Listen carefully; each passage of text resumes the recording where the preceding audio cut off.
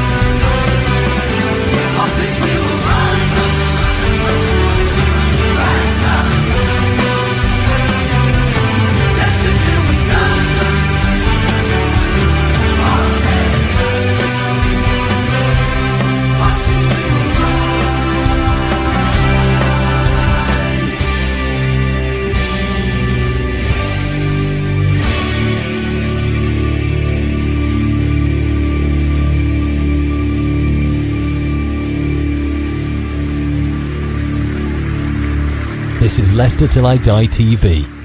Watch and subscribe on YouTube and listen on your podcast platform. Good evening, good afternoon, good morning, good night, good day, goodbye, hello. Welcome along wherever you are in the world. One of those will apply to you. And oh my God, you wait for a win all season and then within a few weeks we get two. Unreal.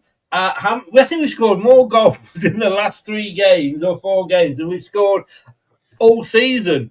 But it's good to be talking about a win, and we're obviously going to be talking about a certain player. You may have to have a guess who that is. But this is LTID TV from Leicester Till I Die. Thank you for joining us. If you are doing that live on YouTube, please join in the chat. And obviously, as we get further into the match review show, we'll be talking ratings, so please join in with that, but just put next to your rating which player you're talking about. If you're watching on catch up, stick any comments below. Always grateful for those and like to read them. And if you're listening via your favourite podcast platform, thank you very much for joining us. A gentleman who's having a few technical troubles tonight, but you can see him there. And to be honest with you, that's probably a prettier picture than if his camera was working. Bradley, how you doing? I mean, to be fair, you're not wrong. The picture is better. But yeah, I'm doing all right, Chris. And it's weird, isn't it? Okay, you take the most obvious sentiment out. Obviously, we all know what yesterday was. Wow, Yeah. Face is good. It was Jamie Vardy's goodbye tour, not your time.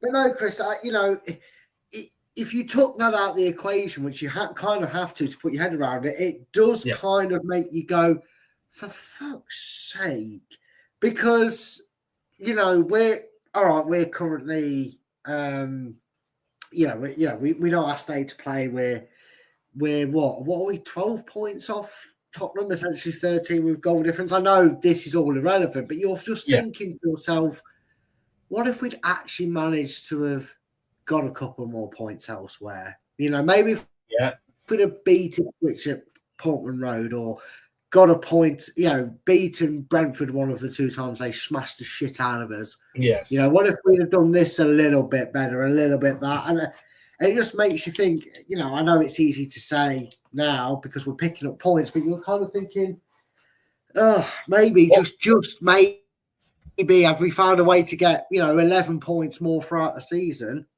Yeah. What could have been, What could have been is, I think, what we're thinking. Exactly.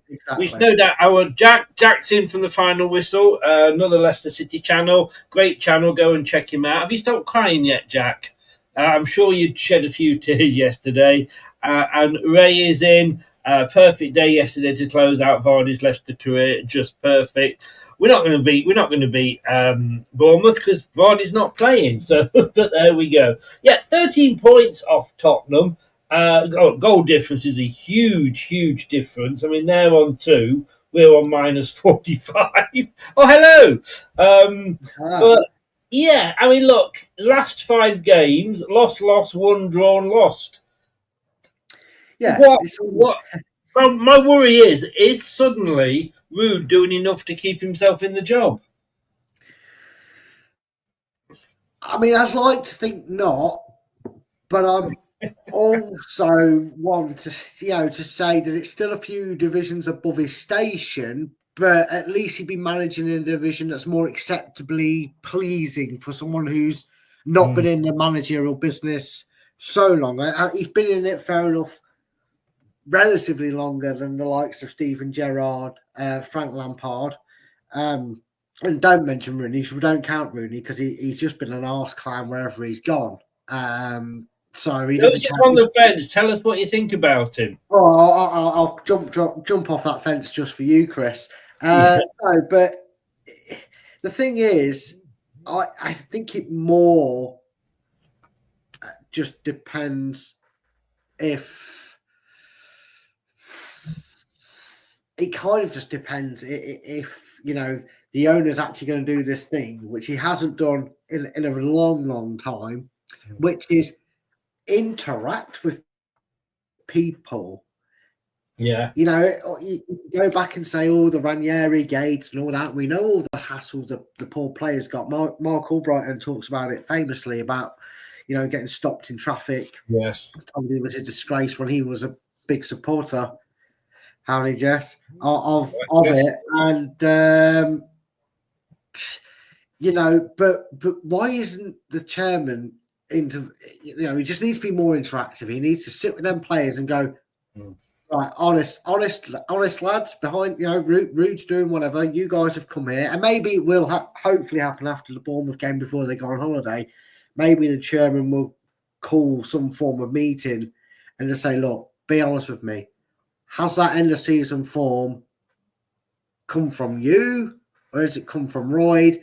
And show of hands, if it is come from Rude or not, show of hands, who would be happy if he's still in charge managing this team next season? I think we know where Vestergaard, Koulibaly and Harry Winks' hands will be in that one. So that's already 3 votes against. But I just feel like as much as we talk about player power, it all purely depends on how they communicate. Because like you said, Chris, wouldn't it just be typical after all these demands of Rude goes that the board just go win, draw, loss?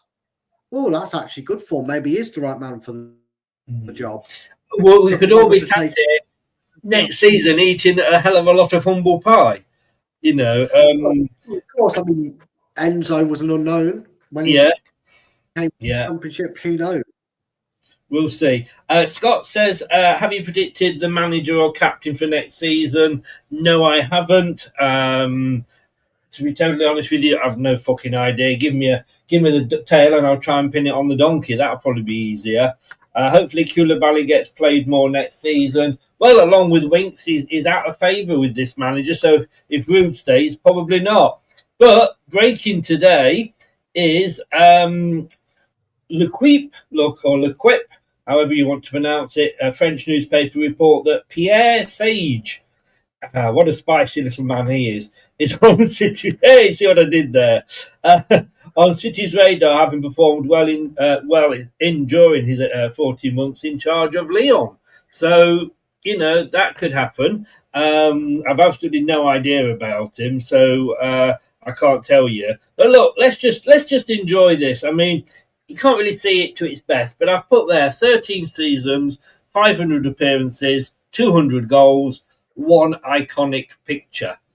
I mean, when you look at that picture in full and he just pulls, I mean, at least he didn't smash it this time, but he pulled it up and held it up, that corner flag in front of the Ipswich fans. But I have to say, there was a few Ipswich fans that stayed behind and were applauding during his sort of speeches and what have you. So that was nice to see.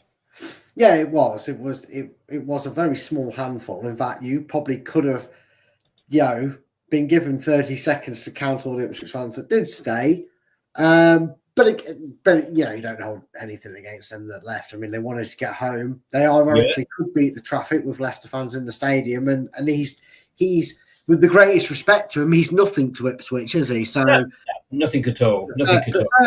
Fair play. There was one man who's notoriously made the headlines, if you will, or got the sweep on media, recording it, clapping Vardy. It's just nice to to know that, you know, away fans, for all the stick they've given throughout the season, you know, I kind of, for a rare opportunity, Chris, this season, I enjoyed watching away day travels of away supporters, or opposition supporters, should I say.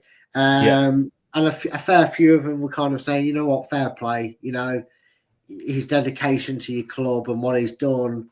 I mean, one of them even said, we're still going to give him stick all game, even though we probably shouldn't. But, you know, fair play to what he's done for the world of football. It's just... And most of the fair-minded fans will accept it when he gives it them back, like, you know, doing that celebration, you know, in front of them.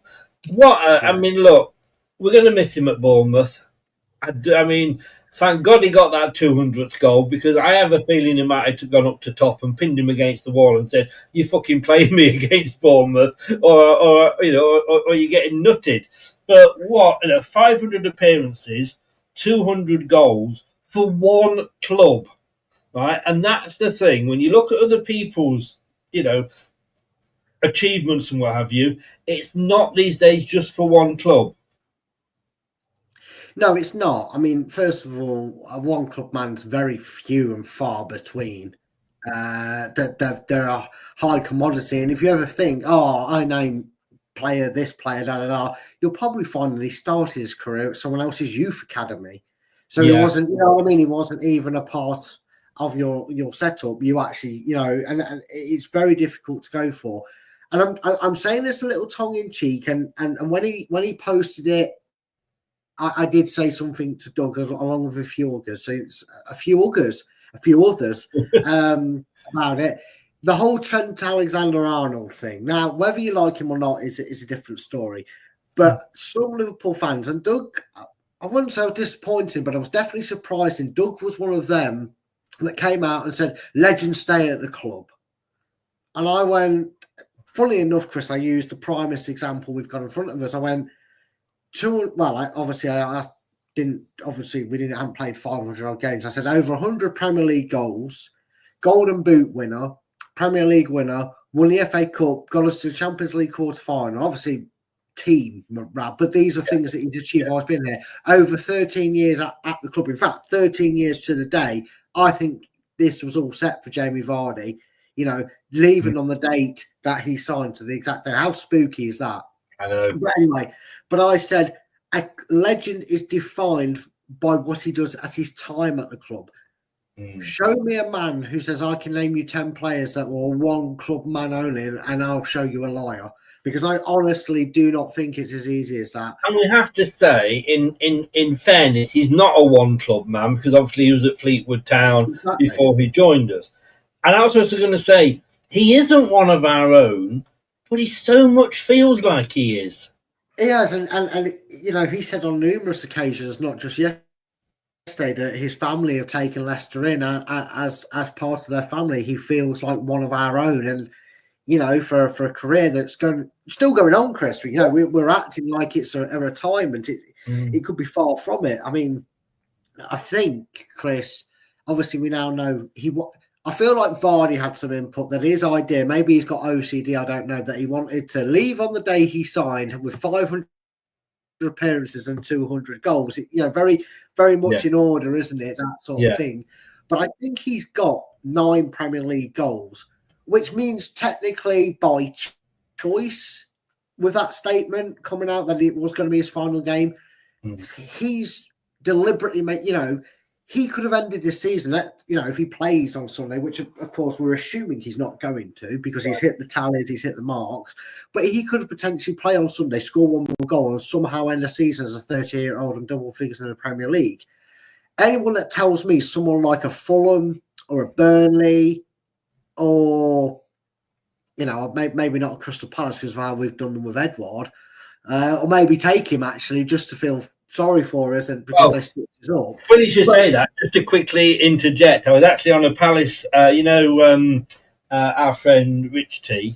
I was on, and I'm really bad because I can't remember his channel, but he was doing a show last night post FA Cup, and I went on to say, "Congratulations, mate, well done. welcome to the club sort of thing. And because I think it's only fair that when a club like that wins it, it's nice for opposition fans to go on and say, well done.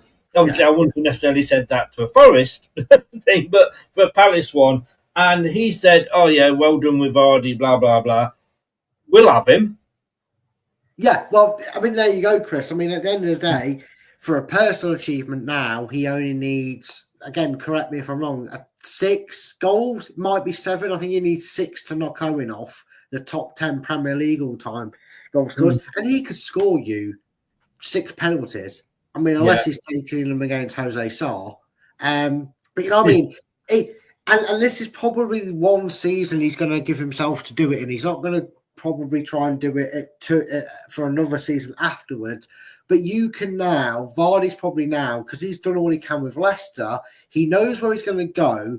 He's probably not going to be the big kahuna, the big fish in the reasonable sized pond, the first choice. Yeah. But he might go to what we suggested could have seen this season from him here, is he'll come on with 20 minutes to go. He'll come on and then he'll get given the ball to take a penalty or he'll score a goal in the last minute. Teams that have done far better this season that will have the freedom to put a Jamie Vardy on when they're 2-0 up with 80 minutes gone and he goes and grabs the goal. At the end of the day, he's still showing his usefulness. I've kind of got used to him going and actually getting used to him going to be playing for another club. And I say, I know he's not ours, but he feels like ours because we were the only real professional club that he's ever played for. But I don't think I could forgive him. There's certain clubs if he went to, like Forest, like Leeds United, and I would never mention his name again if he ended up there. But Matthew, who does the back pages with me on a Friday night show at 8 p.m, suggested, and I have since seen it in the paper, wouldn't Celtic be a good move for him? I instantly see why. There's Casper, there's Schlott, there's Brendan Rodgers there, but no. If Jamie Vardy's got that ambition, which he's always had, and that is his goal, he's just not going to even go to Celtic. Maybe if they want him at 39, but the thing is, Chris, Jamie Vardy loves a challenge. Yeah. Right? And we all know, all joking aside, since I can remember, and probably even before that, Celtic and Rangers has been the dumping ground for RAPs. Roy Keane went there. Didn't Dion Dublin go there or something like that? Players like that go there in a twilight of the career because they know if they stick around for 3 years, they're probably winning 2 titles or at least 1. I feel like Jamie Vardy will, I don't think he could ever do that. I don't think he ever would. I do have a shout, Chris, and wouldn't this be a weird one for them? It'd be a weird one for a guy who's going to be 38/39 through the season if he signs for a Premier League club. A team that's on the cusp of European football, Chris. Bournemouth, AFC Bournemouth. I again look. Somebody like this, Bournemouth would suit him coming on for the last 10-15 minutes in their games, like you say, on the cusp of Europe. He has the experience, Chris. He has the experience. Yes, he does. Champions League quarter-final. Look, I've got to say, I do like the Celtic rumours because he's going to. I mean, look, Rangers are in the middle at the moment of a rebuild. They're not even going to be challenging for 2 or 3 seasons. So he could just go there, a bit like, I don't know, a certain ex-Spurs player went to the biggest club in Germany just to win a trophy. I don't know who that might be, but you know what I mean? I just think I could see what Matthew was saying because I think it would give him, he'll win, and then if he stays there a couple of seasons, he'll probably get 6 trophies and he'll play in Europe. I can see that happening. I get the glamour behind it, but I feel like if he's got his eyes on that target of top 10 Prem strikers, well, he just can't leave the Prem. No, and I don't think he's going to play in the Championship because it's against us. So I think that's out. But look, it wasn't just him. There was, I know, Jim and Wayne and Tom struggled to know that there was 10 other players on the pitch at the same time as him. But there's the game. A great picture, which I unfortunately haven't got. It's a picture of Jamie Vardy scoring his 200th goal, and a picture some years ago of Vardy going down in the penalty area and a certain ball boy shouting like mad and raising his arms behind him, claiming a penalty. You're smiling, so I guess you know who that ball boy is. Yes, that ball boy scored his first Premier League goal for Leicester City in the game. It was a young Casey McAteer. Yes, it was. And he hasn't bloody changed a bit, has he? He hasn't. His face looks the same. It's scary. Yes.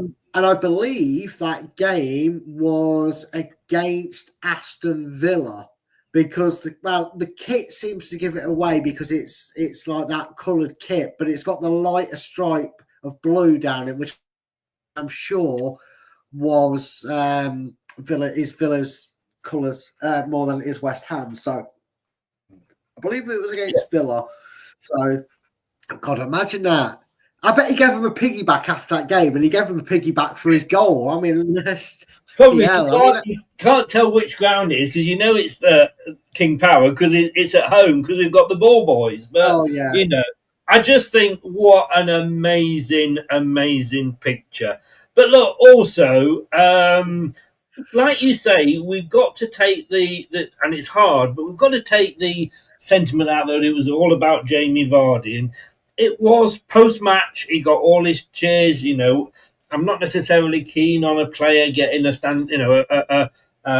guard of honour during the game, but that's just my thoughts on it. I know you disagree with me on that, which is fair enough. But at the end of the day, like you say, to me, I'm looking at this 3 points, takes us above Ipswich. Another goal would have been so good because it would have meant that we were on equal goal difference with Ipswich. But all we've got to do is match what Ipswich do at home to West Ham against Bournemouth, and we'll finish 18th. Fortunately, Bournemouth away is not a good hunting ground for us. Well, no, it's an okay hunting ground for us. It's just they're very cursed with us and relegation in the last game of the seasons, aren't they? So, yeah. And getting a couple of players sent off. Yeah, well, that was actually at the King Power as well. That was it wasn't. No, it was at Bournemouth. I think we were. Was it? Yeah, we're something like 4-0 down at half time. And then in the second half, we got it back to like 4-3. Had we carried on playing, we'd have probably gone and won it. And I'm not sure whether who it was got sent off. And Cags got sent off. And I think Evans was it Cags? Was Cags? Yes, it was Cags. But no, that was at Bournemouth because I was there. Oh, right, yeah.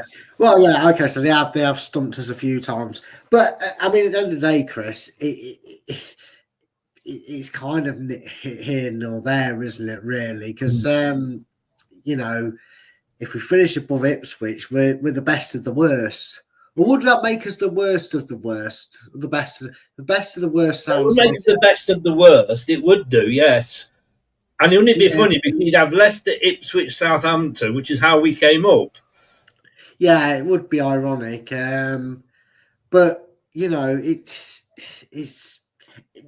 a moral victory, isn't it? If we can finish at 18th, yes, it's definitely a moral victory. It is. Look, there's the team that was announced. No surprises, and we've talked about the same things over and over again all the time about Justin extend phase, etc., etc.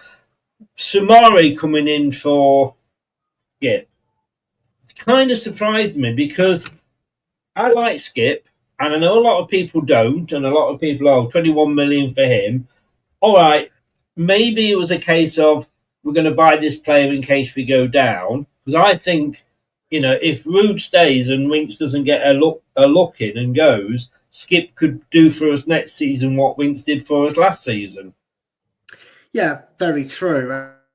And a bit like what I said to you on the post-match, two things, the reason to put this team out is I say Bournemouth will be starts for a lot of different players, but you just don't know with Rude. No. I think two reasons this team started. He wanted in his opinion, the strongest 11 to be on the pitch just to make sure Vardy got what Vardy wanted from it, which he obviously inevitably did. And B, like you said, Chris, if Skip's plan A, one of the parts for plan A next season, then you might as well keep guys in the shop window. We know there's a few cheap buys in there in today's market with Wolves price tag, the rumour of El Canuse's release clause. That was agreed by clubs, not set by Leicester, because if they were to set a release clause, they'd be foolish to set it for lower than what they paid for them. But apparently some people don't understand that words mean a lot different and you need to word it correctly. I'm not getting into a Twitter argument. I didn't put people in. So it sounds like you're not, No, but maybe Samare, who Marmite of the group. Some people love him, some people hate him. But puts a bit more value on his gloss if you go, well, he's going to be part of our plans because we've lost, negotiations psychological in the transfer market. Although Rudkin and brain cells are so far apart, the South and North Poles closer together. But we never know, Chris. I feel like there's something behind the idea of playing certain players over like Skip, who probably will be next season's midfielder. Kath, what am I saying? Scott, right, understand getting them two mixed up, Scott, yeah. I used to be married to one of them. You work it out. Sorry, Scott, I'm sorry for the divorce. Actually makes a good point. If we draw, that gives us 26, and Ipswich can then only get 25. So you're quite right, Scott. If Ipswich win and we lose, they will go above us. That's the only way, Dave. It's kind of I didn't get it right, so apologies. Well, guys, this is the guy that couldn't work out how many points we'd get at the end of the season. Honestly, hang on a second. Let me just. I think I've still got it here. Here we go. Let it go, let it go. I won't, Chris, because if your maths was right, we'd still have a chance of staying up this season, I believe, wouldn't we? With Spurs being on 37. We'd only be a point off Tottenham at this point. There you go. We'd still have a chance. We could maybe triple up on the last game. In normal seasons, if you draw all your games, you wouldn't be enough to get up. It's just three teams have been so shit for this, and obviously last season as well. Ben Mee on a free in the summer. I don't know. I think he has been here before. He has. But I think the defence is all right. As long as we can hold on to Ben Nelson, the defence doesn't particularly worry me. But look, going back to the team again, you've got no Winks, no Koulibaly on the subs bench. Is this smacking of a manager, not unlike Brendan, who says, look, it's my way or the highway. If you don't like it, fuck off. You can train with the youngsters. I think so. I mean, I still have something that I need to finish up an email to you. I've nearly finished it about a bit of a thing about the squad and what we might be going for. I just find it truly baffling, Chris, because with Vestergaard, I'm not really sorry, Chris, but I'm not really bothered if he's been kicked down to the kids. In fact, I feel sorry for the kids having to train with the oath. They like his dog, though. Yeah, his dog's all right. His dog can play next season. Yeah. However, when it comes to Winks and Koulibaly, let's talk about the elephant in the room. I'm not talking about you, Chris. That'd be disrespectful. I mean the situation in regards to... Hang on. I need to make a trunk call. Oh, for God's sake. Oh, I've heard it all now. There you go. That's not as relevant these days. Relevant, not elephant. That's not as relevant these days because you don't make them like you used to. Well, that's because you just live in your ivory tower, isn't it? Ivy. Oh God, I didn't get that one. Oh my God! I tried to word it in to make it. Oh well. Can we move on? Let's move on. Let's just pretend, but we never forget. Yeah. But yeah, the big elephant in the room, Winks. Now, I went to the zoo once, and I've they say you never forget, elephants never forget, and I've got a memory of seeing the elephant wanking, and then I went to the penguin's house and I was still wanking. Thank you, Gary Delaney, for that one. Sorry, carry on. God's sake. This is what I work with, folks, and I'm stupid enough to agree to it. But in all honesty, the whole situation with Winks, and like I said, there's two really baffling situations. Right, if that was you, Chris, and I'll lay this to you, right? I'm your nasty boss that doesn't like you, and I don't keep giving you the shifts you want. I keep giving you awkward patterns, but for some reason, because of the contract, that would be you. That would be you. Yeah, but because of the contract you signed when I lied to you, you can't go anywhere, right? Okay, so you can't just say, "Oh, I'd have quit by now," right? This is a scenario, and you've had even at your ripe old age, you've had another child. And you're travelling to our workplace. It takes you over an hour to get here because your lovely wife, or at least the mother of this child, is at home with new baby, and you want to be there as much as you can. And I say to you, Chris, every Friday now, I want you to sit on that couch with a blanket and sleep over the night, ready for match day, ready for the weekend shift on Saturday. What are you going to say to me, Chris? In PG terms? It's a very open-ended question because there's a lot. I don't think it's a simple yes or no. I mean, if he lives in Coventry, but you live the same distance as Winks does to try and get here. And I'm not 100% sure where Winks lives. Well, I've heard it's over an hour's drive for him to get into training. So I used to drive over an hour. Well, I lived in Burnley and used to work in Bury and Bolton. And believe you me, going down... Yeah, I know what it's like to try and get to Bury and Bolton. Yeah. But you know how busy those motorways can get and what have you. So it's Greater Manchester, as you know. And I used to do that home and away. And I still got the job. And it didn't affect me being at work. But my question back to you would be, why do you need me to do that when I can get here on time the next day? Well, I just think it's more beneficial for the team if you're here and saving on travelling so we can get going in the morning and started early. I know everybody else lives down the road and won't roll out of bed and can deal with their kids, but you're not. I just don't think you're necessarily needed at home to see your newborn child. Two things. The club, when they signed me, didn't insist on me moving. Wow. And that was the contract. There was nothing in the contract that says I have to move. I said, and secondly, if you want me to be here at 6:00 a.m., I will set off at 5:45 to be here. There isn't a problem. I started work at 9. I left work at 5:30. Don't want to do it now because I'm obviously of a certain age. But then when I was sort of mid-20s, I tell you one thing, it was really bloody good because going in the morning, you had your radio on, you felt a bit up and at it when you got to work, and any problems you had during the day, you'd left, behind because you'd had an hour and a half drive home. So I don't see, if it's an hour, I don't see there being a major problem with that, I've got to say. Okay, but it's the only... Okay, I'll tweak it for you because I think you've kind of missed the most vital point, Chris. You've got a newborn at home. Your wife's first child or whatever. And Friday is usually a half day, and I'm now asking you to stay over on the Friday so you can't go home and spend that day taking the strain off your wife. Well, my argument with that would be fuck off.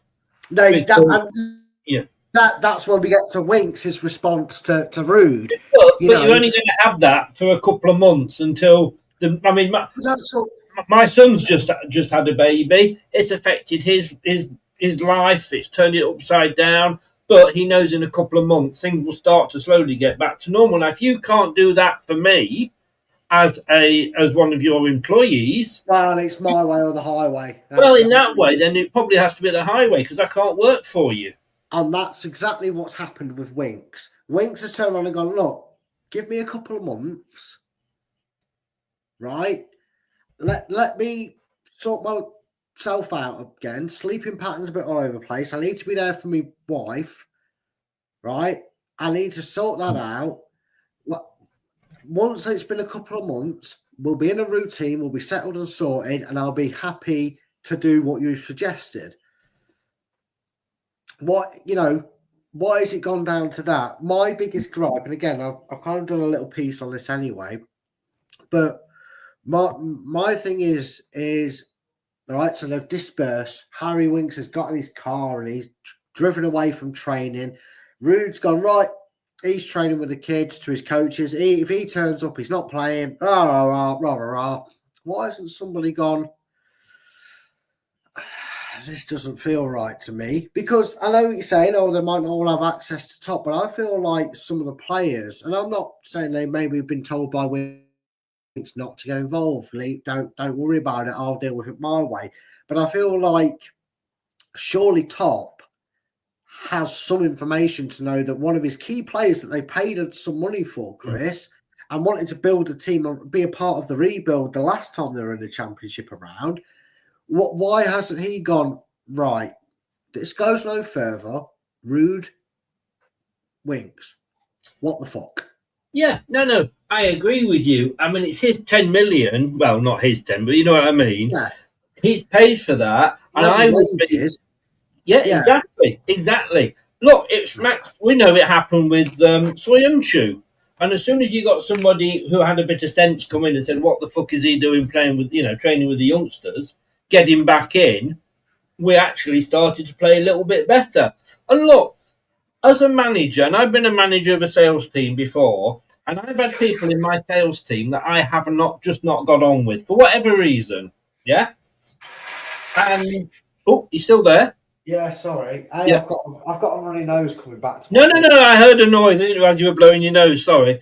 Right. So as a sales manager, I've had a sales team, and there's been people in that team that I personally don't like, or I've fallen out with. But it's my duty as a manager to get the best out of my team. And if that person is one of my best salespeople, I work with him.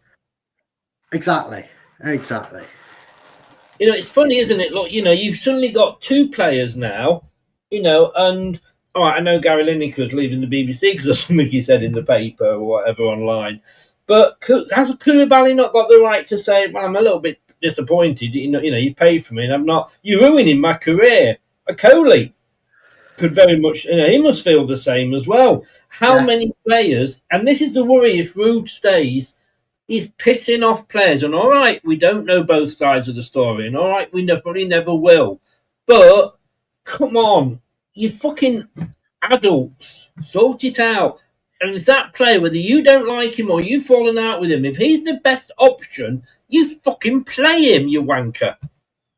Yeah, exactly, Chris. And then that kind of leads to probably a case so curious that not even Curious George could be more curious about it. And there's a case that Sherlock Holmes couldn't even solve, Chris.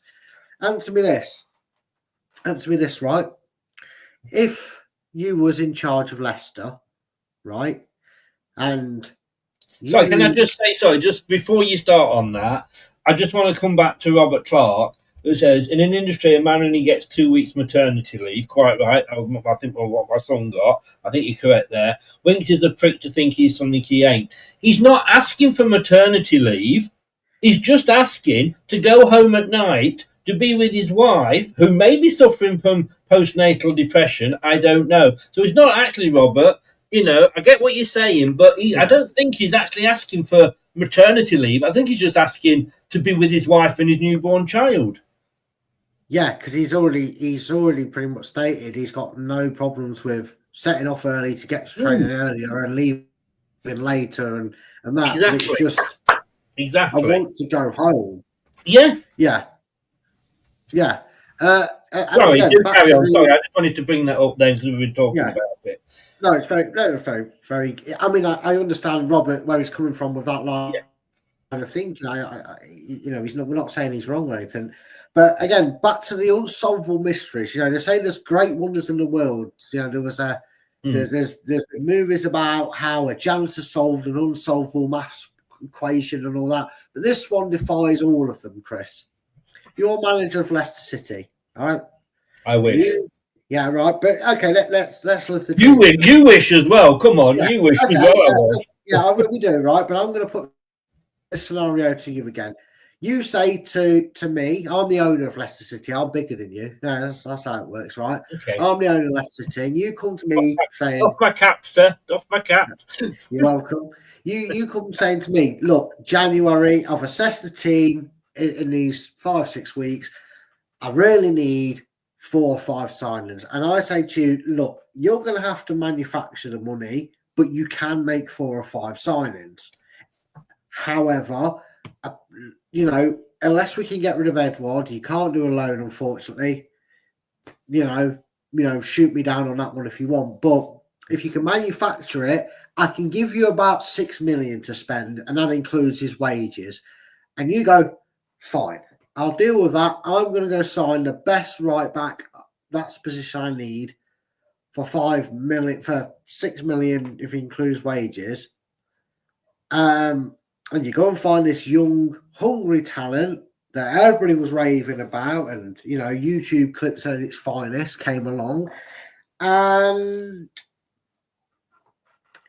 I come into work 2 weeks later, and I still see the left back playing right back. And again, this is not a dig at Justin. I'm just saying, I'm thinking, Chris said to me, with that £6 million, that he needed to buy players that he wanted in this squad, and he's not played yet.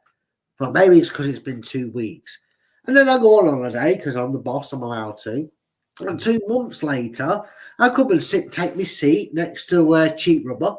And I say, "Oh, is that Kulo Barley bloke who Chris bought making the team?" "No." "Oh, is he injured?" "Don't tell me." "No, he's not. He's not fallen into Harold Shipman's trap." "Why isn't he playing him?"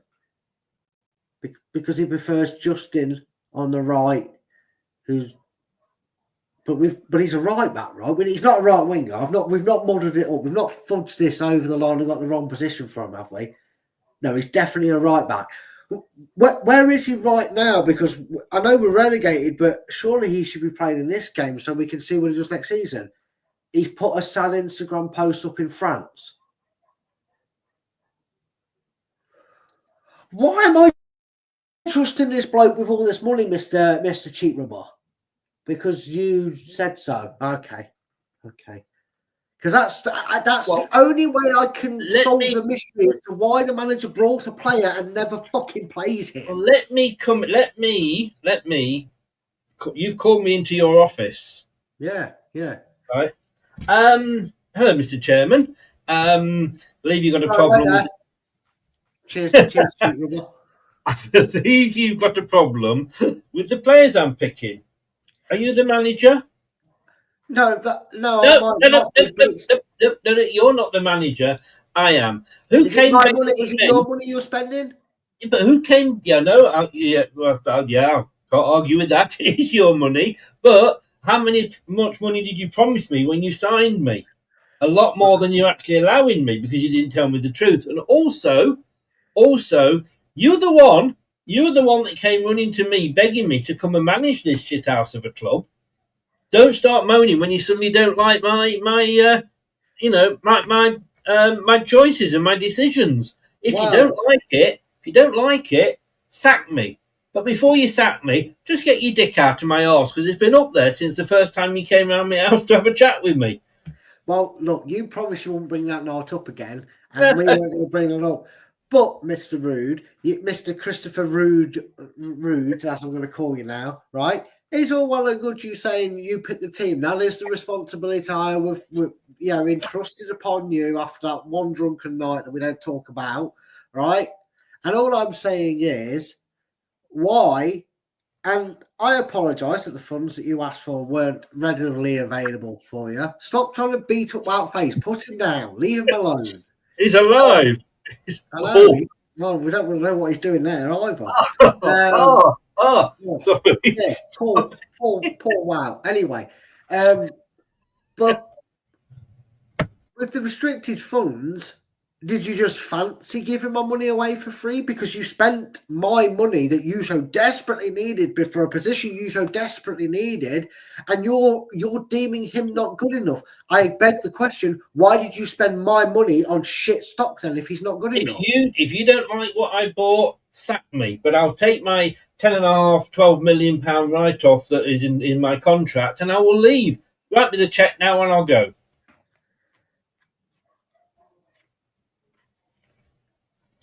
FFP. Saul Goodman, lawyer. What's the bet? No, he can't get out of it again. Listen. No, you'll know it.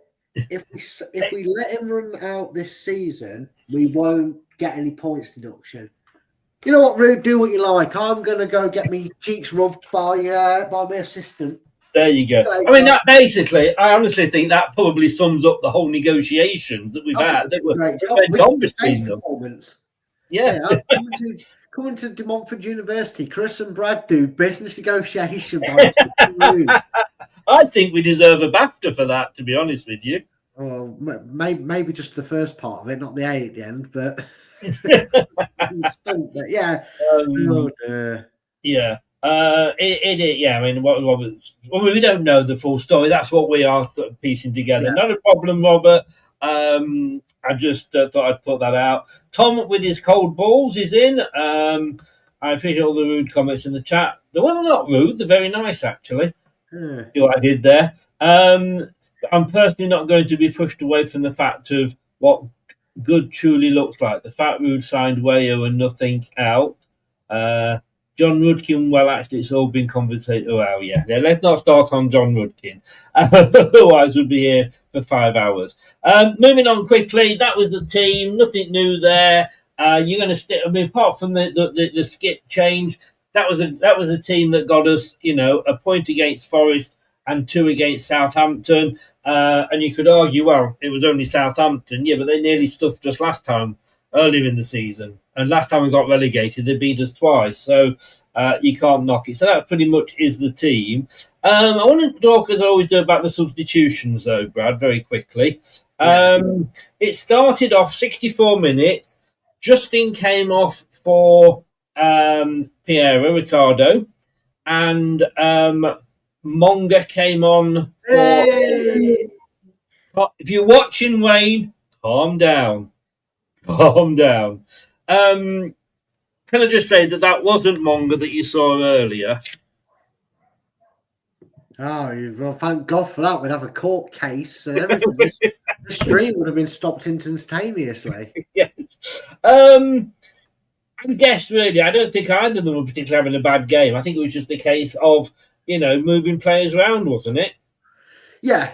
Again, I feel like Ricardo was a little side hustle in the goodbye, because I just don't see a way. And people might say, oh, it's experience, and then he manages to, yeah. He's also had about 37 injuries since he joined us. Yeah. I think it's a position we need to move on from. I thought we did that in January, apparently not, but hey ho, it's yeah.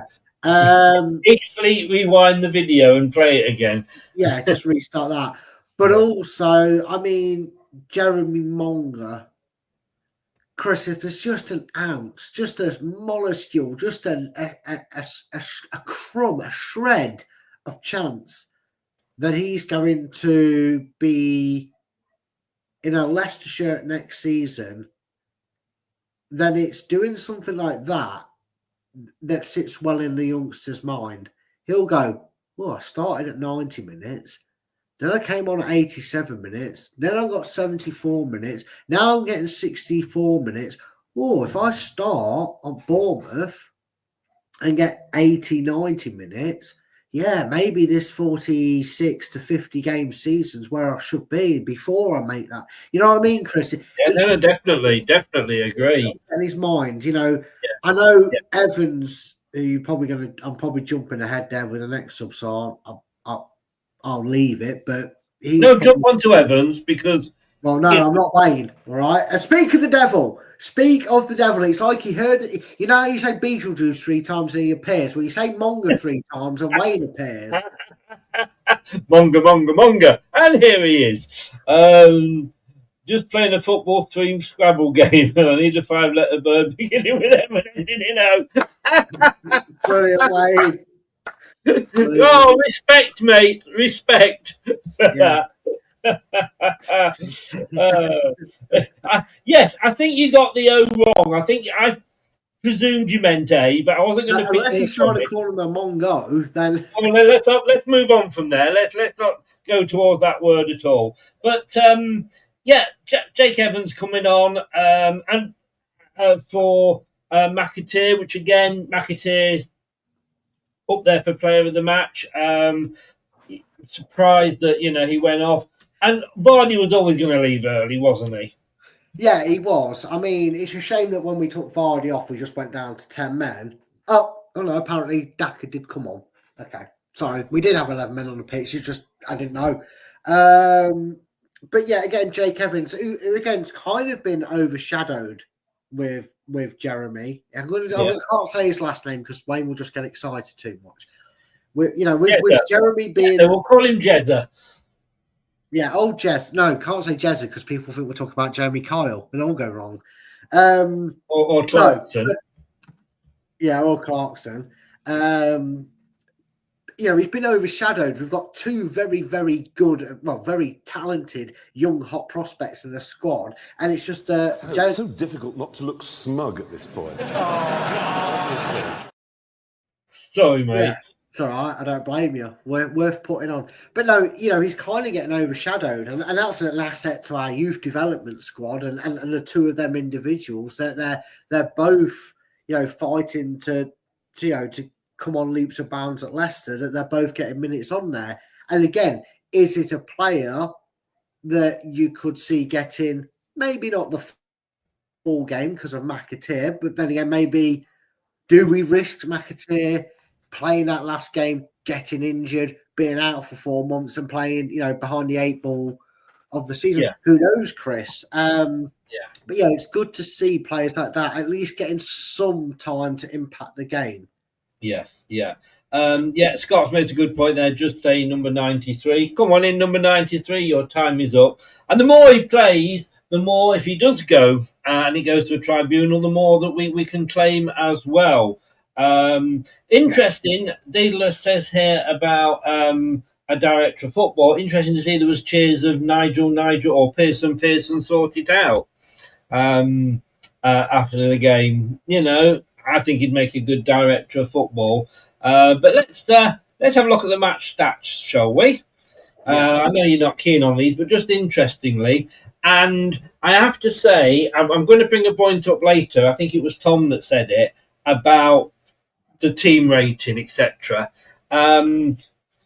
If you took that and we take, like you said, take the Jamie Vardy bit out of the equation, that is not an impressive performance against the team that's down there. Oh, I know we're down there. Yes, you will always say quite rightly the only stat that matters is the one at the top, but 9 shots to their 20. It's not brilliant, is it? It's not, but aside from when they hit the post, remind me of a chance that they had that Stelarczyk had anything to do. Well, it says there, only 2 shots on target, so you're quite right, So we had a third of our shots on target. They didn't even have 10. Well, they literally had 10% of their chances on target. Hang on a second, Brad. Hang on. Do you want to borrow it? Hey, no, you couldn't work that out then. No, I really couldn't. I honestly couldn't. But I'm making a note of that one. Ipswich. Yeah, well, 10%. Oh, Oh, yes. Well, you bring up my 9 points. I'm going to bring up your 2 shots on target. Well, I mean, go for it. But also, Chris, I mean, can somebody explain to me the difference between Patson Daka and Amari Hutchinson for Ipswich? Because the only thing that's impressive about Amari Hutchinson, and again, I kind of go around listening and watching podcasts of opposition teams as and when I get the chance to. Usually when I'm bored and I've got fuck all to do, really, which is my life in general. In between work and seeing Jess and that, I do tend to go. And they've been banging on about him. And obviously Hurst and Delap as well. What's he good at? Because he's got the same conversion rate, if not a more castrising conversion rate than Patson Daka. It was awful yesterday. He could have been no more than 12 yards out for 3 of his chances that I remember him having. And the poor bloke in the Tigers ground was cutting the grass and got knocked out by one of his shots. It was that over the bar. Or was he the guy that took the ball off Sarachik and then still couldn't do anything with it? No, that was. I think that was the guy who came on from. I'm not too sure. And what has happened to Schmodix, top goal scorer last season? Oh, hold on. Let me rewind time to Ipswich signing Schmodix. Who was the one that said he wouldn't get close to 10 goals in the season, and who was crying that we didn't pay the £11 million for him?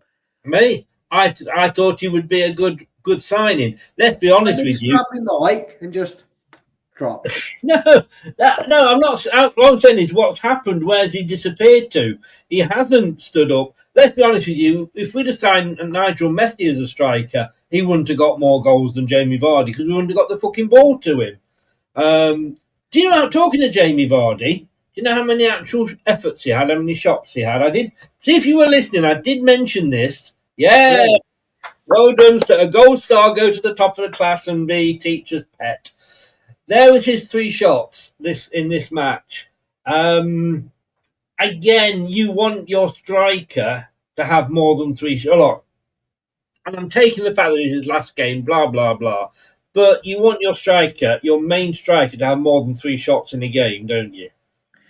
You do, but you can forgive it when you look at that and go, your conversion rate is 1 out of 3. I mean, he's not far off Meatloaf there, is he? 2 out of 3 ain't bad, but, you do want him having more, but then it almost typifies Jamie Vardy's career.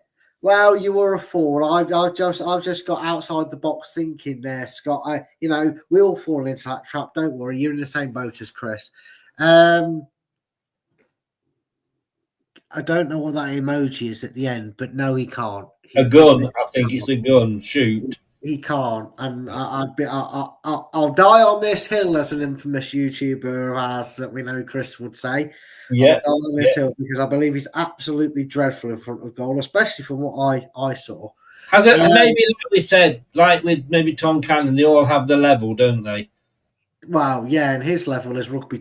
He's playing for the Leicester Tigers next season. But anyway, look, those were his 3 shots, and he got the 1 goal, so not bad. But this is very, very interesting because I do like that graph at the bottom because it shows possession actually not just as a percentage, which you can see there, but it shows it match momentum. I think it says there. I'm just going to make it a little bit bigger. Not Wayne, shut up. Sorry, I don't know if you can see that, but he's 21. Amari Hutchinson can shoot three goals in 30 matches. Fair enough. But yeah, so if you look at that graph at the bottom, there's a hell of a lot more white, which is Ipswich, than there is yellow.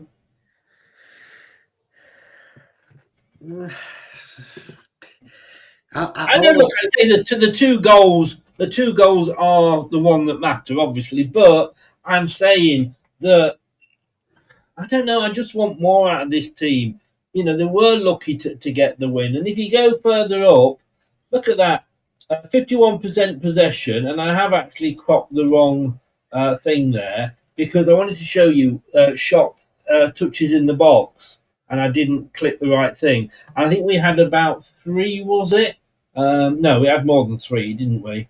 Yeah, 21. We had 11. No. Ipswich had 31. More than double.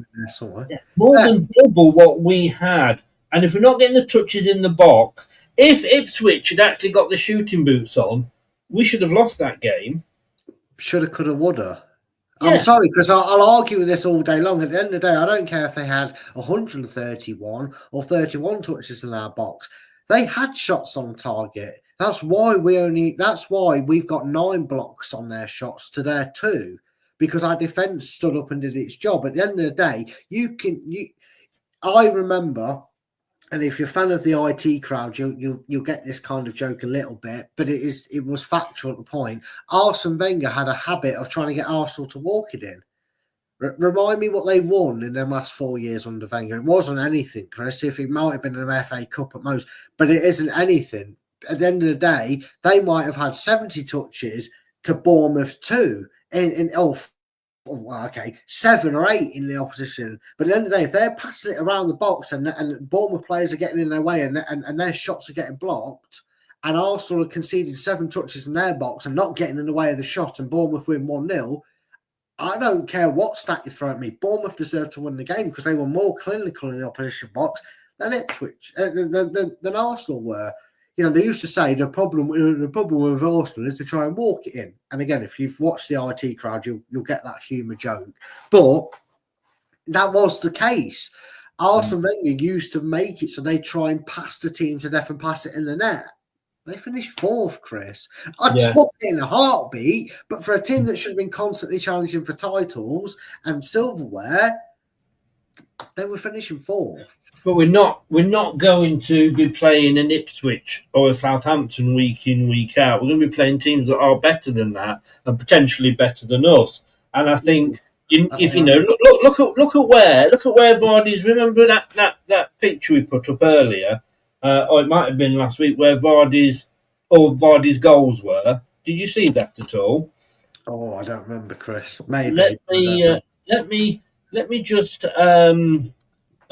bring this up a second, because I did bring it up on the watch along, I'm sure. You may have done, but maybe not. No, it was with Tom. It was with Tom. You both got beards. That's what does it. Look, there's Jamie Vardy's 143 Premier League goals. 140 of those were in the box. Now, if you're not getting touches in the box, and not just that, Gary Lineker, for example, Steve Hunt, most people's goals, apart from the odd one, and we can all spot the Liverpool goal in there, you know, they come from when you're in the box. If they'd got their shooting box shoes on, like I say, Ipswich, and they didn't, they could have, should have, would have, like you quite rightly said, 31 touches in the box to our 11, that is the stat that I always look for most, the touches in the box. XG, we won 2-0 and yet we've got a worse XG, 0.7 to 1.56, again, under half. How does that work out? I don't understand XG. But 11 to 31 just isn't good enough. So if you're not getting touches in the box, right, you could probably wipe how many goals off? Well, look at Jamie Vardy, 8 this season, is it, or 9? 9 now. 9. You know, you've got to have those touches in the box. Look, that's just me ranting. That's just me ranting.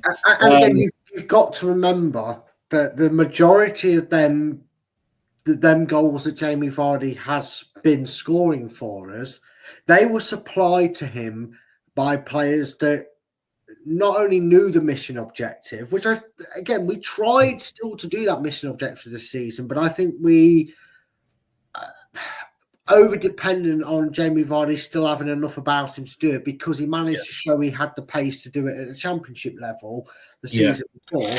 But he had Drinkwater supplying him balls for a few seasons. He had this godlike freak of a right winger called Mahrez supplying him balls for 5 seasons, Chris.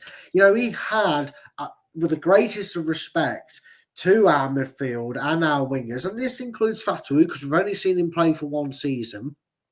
He's been out for 40 odd games this season or more, so we can't say anything about him. So him excluded, he had far better quality and a far better, stronger connection with that band of brothers than he did with this team, and yes, them numbers do need to be higher, but he has, and that falls at the manager's doorstep for his tactics and what have you. Talking of tactics, it's almost as if I planned this, isn't it? It is. Have you got anything you want to say this week on the tactics talk? Yes, I feel that going forward, literally, figuratively, and literally here, Leicester need to implement that high press counter, because we only saw it once during the game work to its finest, and ironically it was for goal number 200 for Vardy.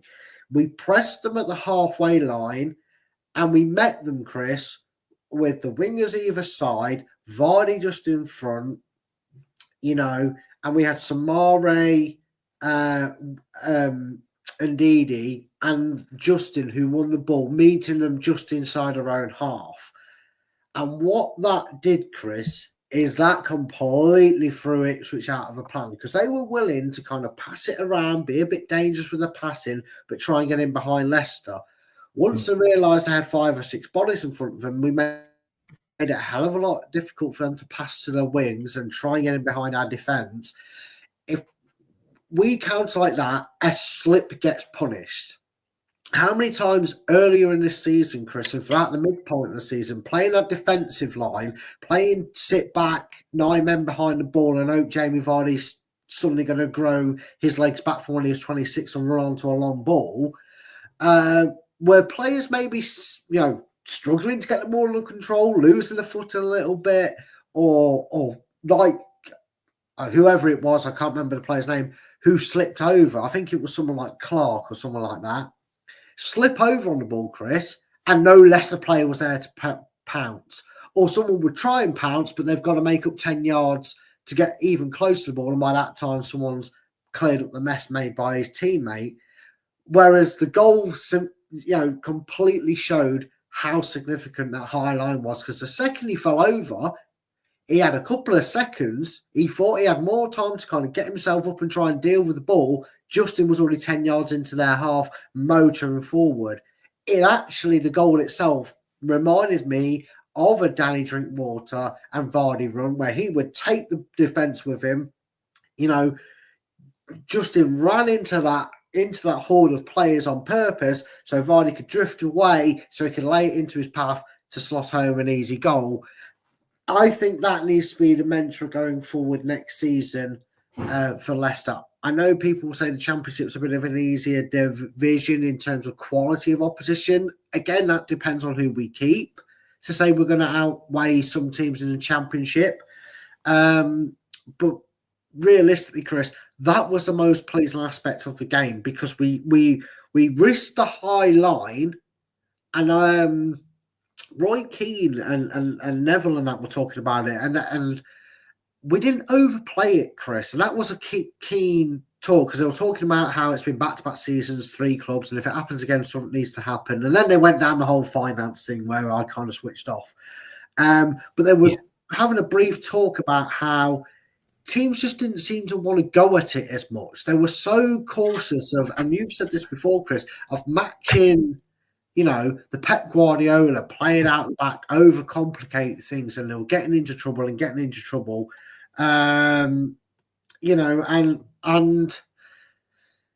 Leicester just simplified it. Put pressure on them without overcommitting, wait for the mistake, pounce on it, bring forward, goal. And that if you were if you were blind and couldn't have seen Jamie Vardy's goal for that game, I can describe it for you to a T. They sat high up in the half, they waited patiently whilst having areas covered, Ipswich player made a mistake. Justin pounced. He ran 40 yards with the ball. He passed it to Vardy. It went in the back of the net.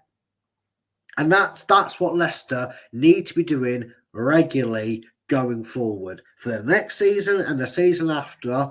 And I'm not saying they need to go out and get a Jamie Vardy-like striker, but they need to have that mantra in how they're going to build the squad for next season. Because with players we've got, Chris, we could have a frighteningly quick front 3 or 4 or 5 players in that front half next season who will make them runs.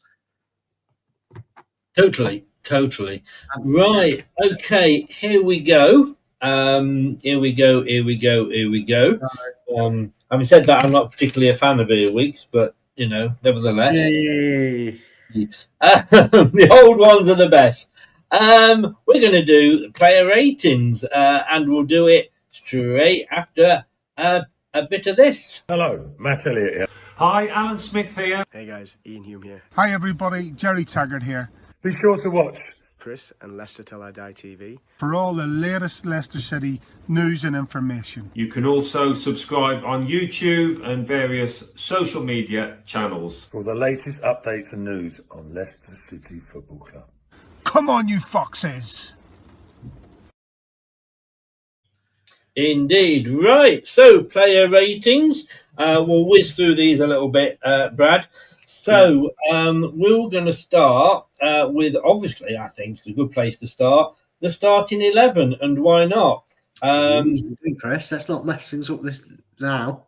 No. Right,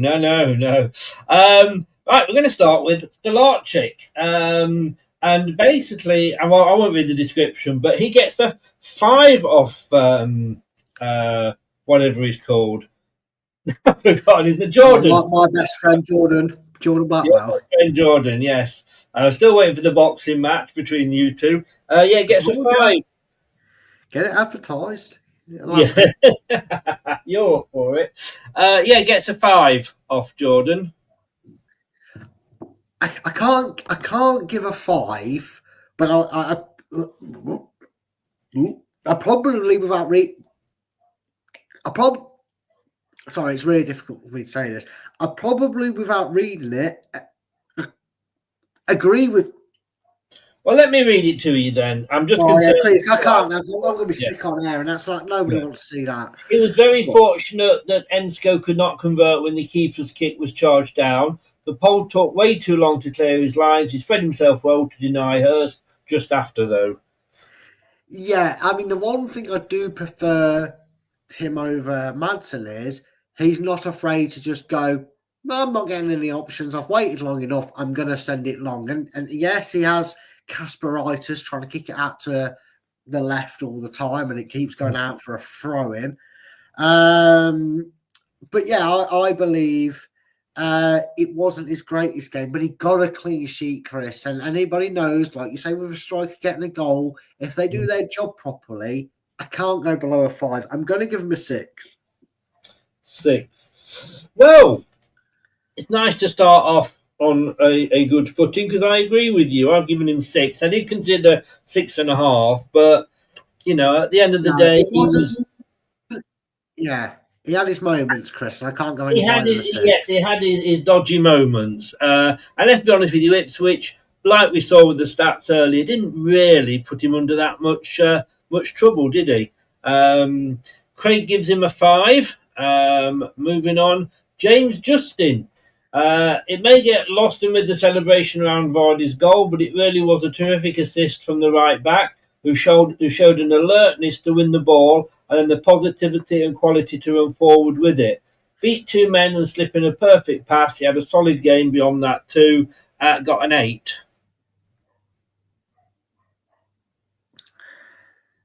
Okay. I'll digest that 8. Chris, it's not his fault. It's not, I've been saying this since the day he's been put in that position. It's not his fault. But the majority of Ipswich is hard work and, profitable hard work in getting close to our box or getting crosses into the box for Amari Hutchinson to sky into the Tigers' ground. Came down that side, Chris, because he's just not comfortable defending. Now, Inverted wing back is what the role he seemed to take more in this game. Got the assist, and he looked far more comfortable in that forward inverted role than he did the defending side of it. I'm going to give him a 7 because he got the assist, and that was rolling back the years. It was like watching a Drinkwater or Mahrez or whoever, a Kante supplying Vardy for the goal. So I can't give him a 6 because he did do some things well, but it's not. I'm seeing some. I was going to give him a 6, but I'm giving an extra point for that assist because I made the comment in that first half. Everything you could see that Ipswich had done their homework. Instead, and he was up against Delap, was it? Yeah, down that side, and he had him on toast. Delap, he just said, "Who are you? Get down there," and he basically was nowhere to be seen. But that run. And I don't see why, if he's on the left, he couldn't do that from the left side. But yeah, I mean, it was a great run. Avoided a tap. Well, he took the ball off, obviously, when the player slipped. Avoided a couple of tackles. Great ball through. Exactly. Weighted it perfectly. And for that, I give him that extra point. So I give him a 7. Cody. By the way, some of the sort of presenters that are in the chat may want to leave a bit early before we get to man of the match and all that. Prashant gave him a 6. Michael gave JJ a 9. It's all about opinions. Done great work to set up. Craig's given him a 6. What you talking about, says Michael. He done great to set the goal up. Yeah, one good. Exactly. Great minds, Brad. Great minds. One good thing in 95 minutes or whatever it was, and that's why I've given him an extra point. But apart from that, he was getting run wild. And every team this season's absolutely done a job on him. Glad you asked, Dorco. The inverted fullback. Inverted, it's even more fancier now. The inverted fullback, it's a niche thing that has happened over time in modern day football. But what it allows is a natural fullback. Is his role is stick to the byline, go up and down, up and down, up and down. You're overlapping your winger to give him support there, and you're cutting back to stop any players out wide. An inverted fullback, he's given the freedom to kind of go, well, hold on a minute. They've left some gap over on this side. If they get the ball to me quicker instead of having to pass it out wide to me, I can run through the middle and we can go through in greater numbers. So like the goal, instead of being out wide, Justin picking up the ball as a natural wing back, he was more central because he sensed that if we won the ball quickly here, I can be more involved in the attacking sense. And that is just what an inverted wing back is, and that's why we have them in that role and what they do now. Informative job top. I'm here all week, mate. Educational as well as entertaining, these shows. What more can I say? Connor Cody put in a few good blocks, a testament to his experience and reading of the game. He was able to get himself in the right place, but he was beaten too easily by a long ball for her second half chance. Got a 7. 7. I'm going to put all my hatred, well, not hatred, my disdain for the actions of Connor Cody aside here and say... Oh, hang on a second. Hang on. We're just getting an incoming video call from Connor Cody. The TalkSport Fan Network is the ultimate on-demand destination for the UK's best fan-led football podcasts, including Leicester Till I Die, independent analysis and reaction for the Foxes faithful. The TalkSport Fan Network. Unbeatable club-dedicated content created by the fans, for the fans. Follow the podcast on the TalkSport Fan Network. Well done, Chris. I hope you're proud of yourself. You've just earned him another 10 grand from his shares in TalkSport. I thought you'd appreciate that, mate. Yeah. No, all that aside, there's potential, whether you like it or not, I don't, but whether you like it or not, with Connor Cody, there is potential that balancing that squad for next season, keeping the odd experienced head there, especially with the dressing room leader in Vardy no longer being there, it's probably ideal that we keep this guy's confidence going. And a performance like he did against Ipswich, as not really glamorous as it is, you know, there was some half chances gifted to them that a better player or a player that knows what a goal looks like. I'm not picking on Amari Hutchison. I'm just saying all I can get flashbacks to Ipswich is him skying it over the bar. You know, and apparently he can shoot with that many goals a season. So that means Daka can shoot and all. He did put in a solid display. I don't think he'll be here next season and he'll step up. But if we're going to keep experienced heads who's got a couple of years on his contract, it's going to be all we need around. In this performance, though, Chris, didn't do anything wrong, didn't do much right. It's kind of how it goes. I'm going to give him a 6.5. 6.5. I gave him a 6, to be honest with you. Yeah, he did what he had to do. Like you say, we'll probably need him next season for his experience. And he got a 4 off Craig and a 3 off Prashant. So there we go. Everybody's favourite Hair Bear bunch, Wout Faes. He defended the box well, really well, with headers and blocks, and timed his interventions well when stepping out of the back line. Another strong showing from the Belgium on what could be his last at the King Power. I know you spoke very highly of him in this game, but he got an 8. I mean, I wasn't expecting that. Look, you know, all I'm saying is you need to change the picture, Chris, so you love Charles on the screen. Sorry, I thought I'd got my wig on so you wouldn't need it. Well, there you go then. But no, Chris, I mean, at the end of the day, as Beckham used to say in his interviews, but no, seriously, at the end of it all, Chris, that team sheet had Connor Cody as captain. Now, I think as captains, as somebody who puts their body on the line, if it's a centre-back, which he usually is, right, as a centre-back, he usually puts his body on the line for the club. He throws his body in front of everything. Cody maketh a man he does not in that sense, because that's what Robert Hoof did. I know he wasn't a captain, but that's what he did, because he went, and don't take this out of context, people, this is a common phrase, monkey see, monkey do. My captain is throwing his body on the line, Wes Morgan. My captain, Shamaika, when he was captain, is throwing himself at everything on the ball, spread eagles to save everything. So if he's doing that and he's leading by example, I'm going to throw my body in front of things. Wout Faes against Ipswich kind of went, what are you doing?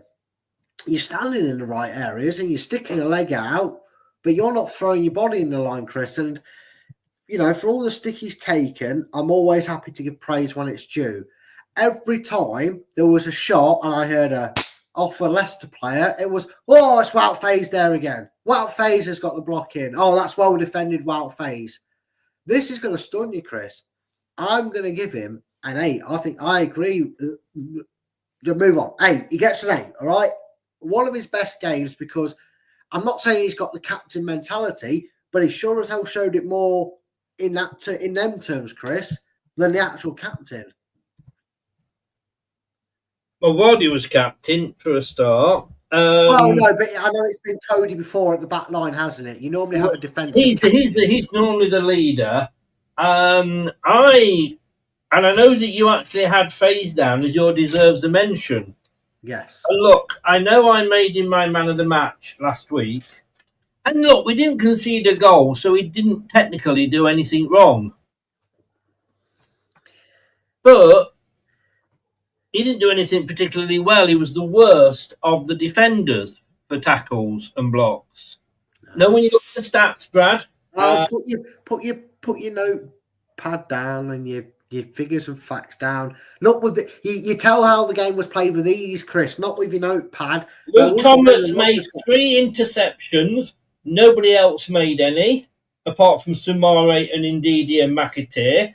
No Justin Faes, Cody, no.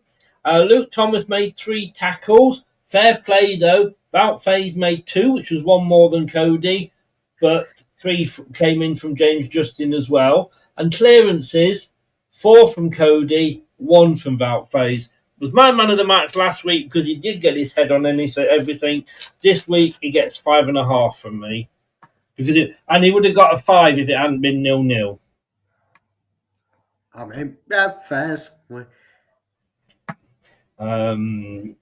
I mean, you just got a hatred towards him because you gave a 0. So maybe I'll return the favour because he's our Specsavers and I actually watched the game. Yeah, zero's a little bit unfair. He didn't do it. If he was a 0, we would have lost 5 or 6-0. Yeah, we didn't, and therefore I can't give him a 0. I've given him 5.5 simply because I'm comparing him. I don't think he'll be here, and I don't particularly. No. On terms of his ability, want him here next season either. But I ain't going to just give him a 0 and a 2 just because I don't like him. No. People like I say, even I made him my man of the match last week. Look, I gave Cody a 6. Faes would have got Justin would have got a 6 if he hadn't done the assist. So 5.5. It's thereabouts, isn't it? Next up, we have got Luke Thomas, who, when it came to the BBC fans voting for their score after the game, he was man of the match. He got an 8.88, above Vardy, above McAteer, above Monga and El Canoes. So fair play.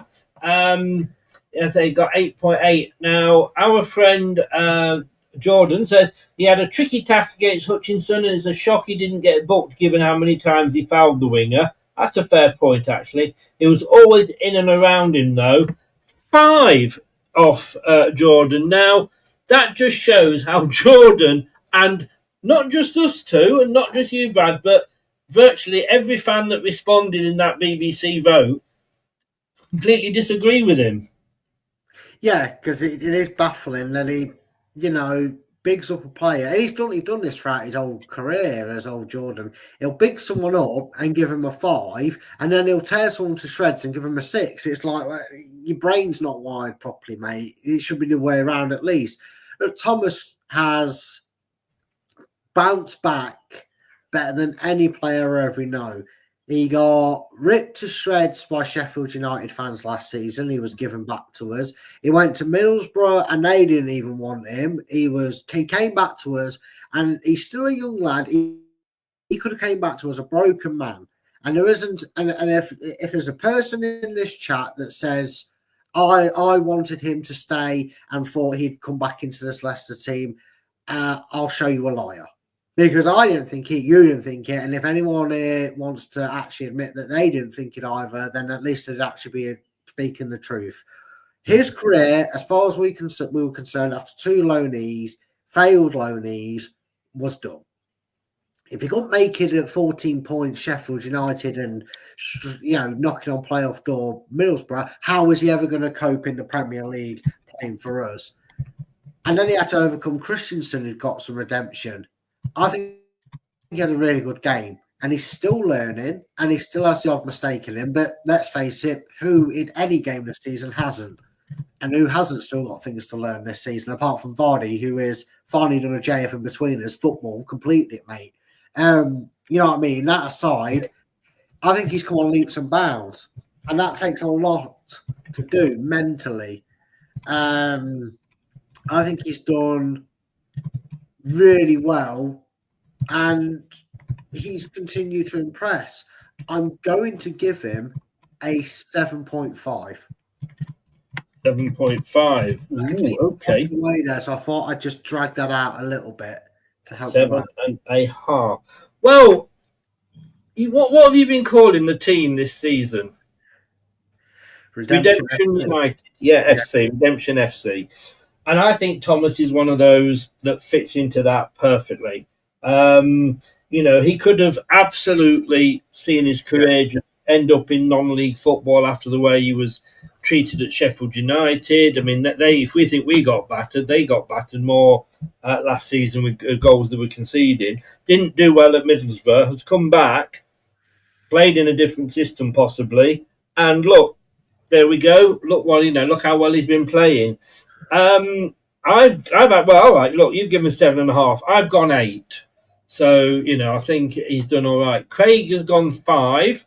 Armchair said he's not a Thomas fan, but he plays like he wants to play for the club. Yes, he does.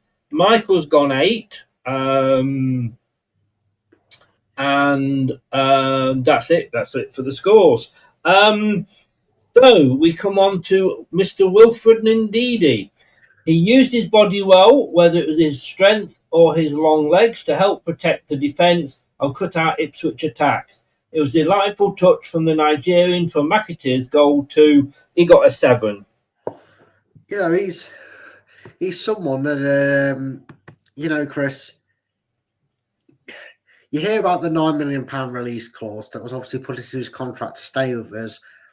I don't want to hear any more bashing about Wilfred Ndidi. And the reason for it, Chris, is yes, I've agreed with you and Kate. No, I've agreed with you and Kate at times this season. No, I'm just saying you don't want to hear any more, so I'm covering my mouth. Yeah, you mask yourself, Chris. He has had dire games this season. Not going to dispute it. I thought you were going to say he had diarrhea. Well, I mean, sometimes he was a bit runny shit at points. I'm not going to sit here and say he's been hereditary, Oh, for God's sake, it runs in the genes, doesn't it? Yay! There you go. For God's sake. Anyway. Right, but one thing he's never done is shirk his responsibility. Whether he's been able to do his responsibility and his duties well or not has always been up for debate. And I have more than happily sat here and agreed with you and Kate when you gave him 2s, 3s and 4s, and I've probably rated him lower or as low as points. But he's always just gone about his business quietly as best he can. And when he had that release clause of 9 million and we were confirmed as relegation, he could have swanned around Leicester or not even bothered with training, going, "I don't matter, someone's going to snap me up. I don't care if it's a Fulham, a Bournemouth or a Burnley next season. 9 million's nothing these days in transfer fees. I'm still going to be playing Premier League, or I'll go back to France, or I'll go Germany or Spain. Or somebody's going to take me for 9 million." And he could have just not cared. But he's shown the same sort of reciprocation that Vardy gave for Leicester. I gave you my time and effort. You gave me your love and respect. You've stuck by me. I put him up now, finally. Yeah, that's why I kept talking, Chris. I'm going to give him a 7, Chris. I honestly think if you're not needing to mention a central defensive midfielder making a load of blocks and tackles, Chris, and again, you will have your little notepad and pen and papers and figures and all sorts to prove me wrong. But if you're not to mention him a lot, as he wasn't mentioned, and you're not seeing him on the ball as a lot, that's because the rest of the team around him are actually doing their job and all, and he's not having to do it as much. I think he played well, Chris. A 7. So you're agreeing with Jordan? Oh, God, that's what I'm getting ill again, Chris. Yeah. I'm agreeing with Jordan too much. Yeah, it is the second time you've agreed with him. See, I've...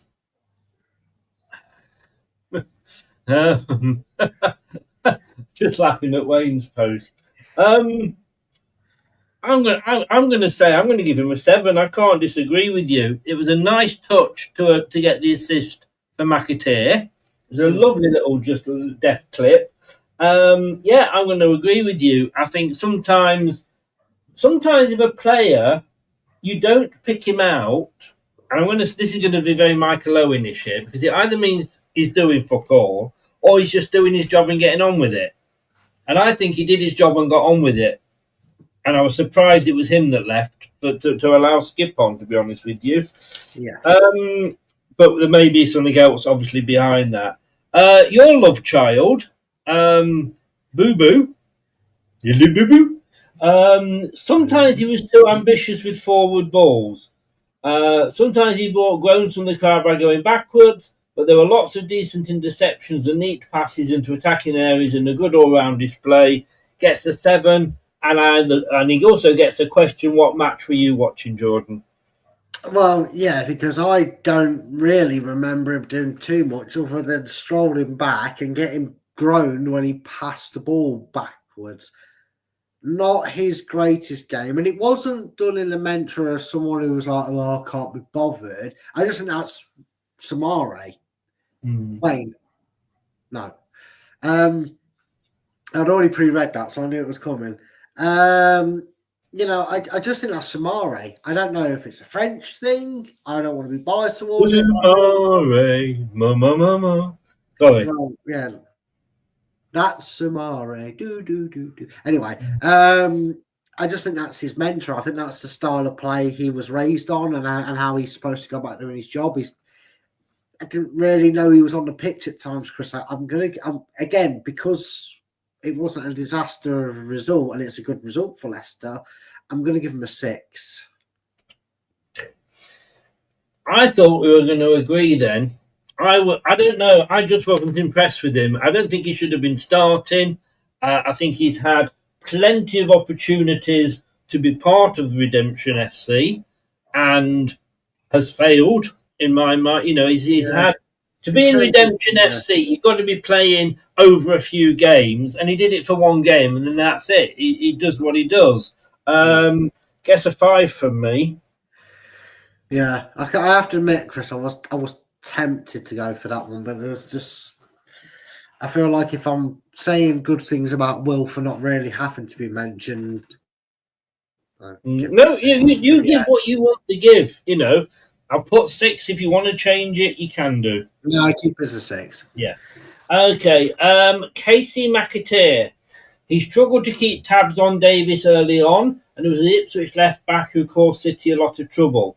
But in the second period, he used the space afforded to him really well, first hitting the post and then finishing confidently at the near post for his first Premier League goal. And do you know what? He is the youngest person to score his first Premier League goal this season. Wow, there you go. Not ever, but just this season. But nobody that has scored their first goal in the Premier League this season is younger than Casey McAteer.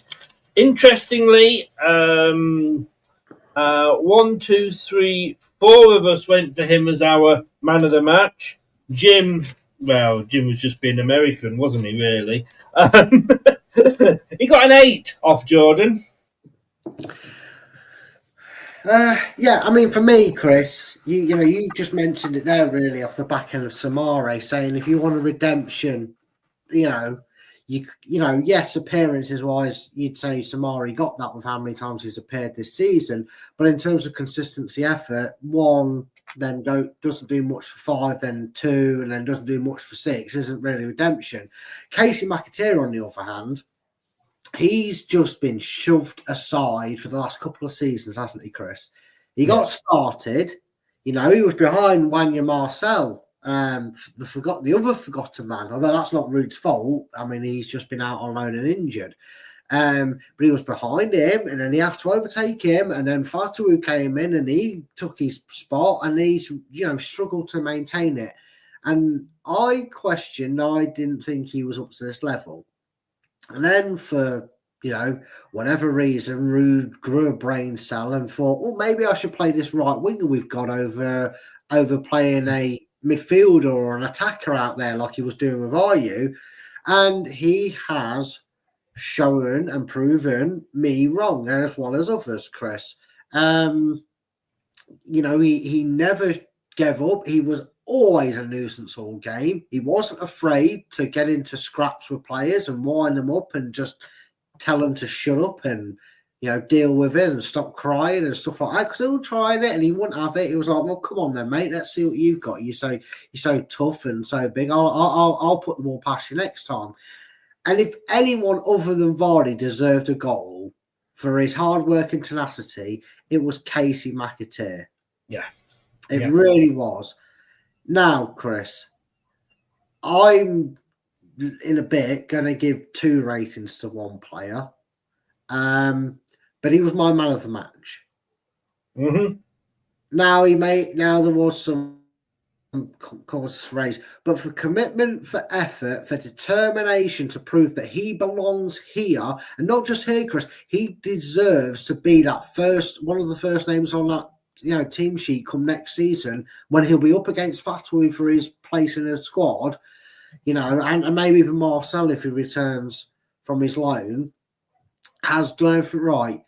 There's a reason I'm going to go so high with this rating, because one guy's going to get 2, and you'll know who. But I'm going to give him a 9.5. Oh my God. That's probably the highest this year. It is. It is. Look, he's 21 years old. 23. He's not. Sorry, he's 23. He's 23, sorry. He still looks about 15. He still can't grow a decent beard, but he's trying to grow a Tom one.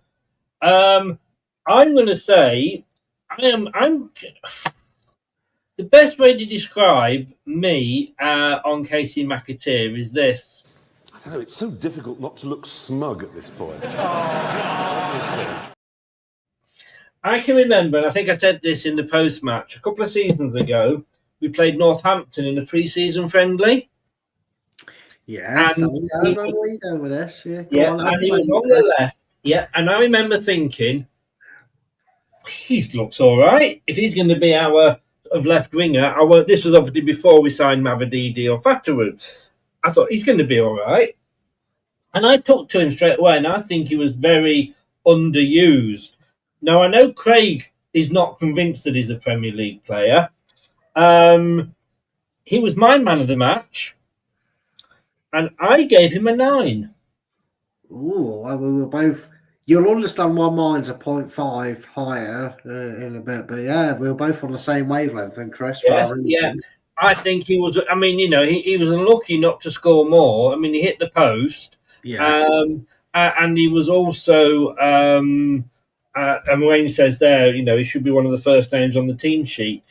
I think if we were to lose Mavididi or Fatawu through injury or even through a sale, or look, it's what is it? 36 games? No, how many games do we play? 46 games or something? 46. Yeah. Plus any cup games. We're going to need these players. Yes. And look, to me, no matter how good Mavididi or Fatawu were, when they come back, they should be fighting him for the place, not getting straight into the team. Yes, exactly. They should. They should earn it on merit, not a name. Chris Forian, news at 10. There we go. Could he play up front? Not sure. I think I'd sooner have Mongo up front. Weirdly enough, I was just about to say, I think we have a few better attacking options. He'd be like 8th on the list. Yeah, I mean, I know Mongo's technically not a striker, but I just want to see him let loose in that role, But look, Jordan Ayew, he annoyed fans early on by not moving the ball quickly enough, but he had his name chanted by the second half. Bless you. He held the ball up excellently to get City out of tight spots, while also setting up Vardy with one great pass and showing bursts of pace previously unseen from the Ghanaian. He did. It was one ball went down the left, and he ran after it. And my God, I nearly dropped off my chair when I saw he got to it. He gets an 8 off Jordan. Jordan for Jordan. Yeah. I know, right? For the last few games, Chris, we was treated, to a Jordan Ayew where a certain Mr. Cooper only tried to play him once or twice. And I don't understand the stigma behind only playing him in that position probably a handful of times this season. You talk about small little things, what if moments, like what if Fatu had been fit? What if we'd have not got Edouard on loan and got someone else in? What if we'd have not played Jordan Ayew out on the left and played him in that role behind him? I know we got Canoes and Barnott there, but Chris, not for the first time this season. I wasn't surprised that he got to that ball that he had to run after, because he'd proven it before. In games previous this season, he was knocking it past defenders and running on past to it. Again, up there in the mentions with Skip and probably Cody, but I don't sound too likely. In terms of experienced players that have played at this level, because Jordan and his brother did, or his cousin or whatever he was, they started at this level, the championship I'm on about, that wealth and age of experience we need for next season. He's going to be just as vital as your Casey McAteers and your potential of Ben Nelsons and that to have a good season next season. Ronstill, mate, that's what his nickname should be, because he did exactly what Yes. Sorry, I've just seen the name you mentioned there. I just want to bring it up. I think it was one of his best games for us again. I'm going to give him an 8. But also, this is in. Sorry, go on. No, go on, Chris. You I finish. was going to say, but also, sorry. No. No. So you've given him an 8. You've agreed with Jordan once again. Now, I wasn't his biggest fan, as you well know, when he joined us, along with Bobby the Shitter Reed. And he's the better of the two options. We have got him for just one more season. Unfortunately, we've got the other guy for 2 more seasons. I hope if we get rid of one of them that it is the Bobby Dakova Reed. Yeah. Because AU, like you said, mate, it does what it says on the tin. He does exactly what the Crystal Palace fans told me. Remember, at the start of the season, he told me what he would do, and it's what he would do.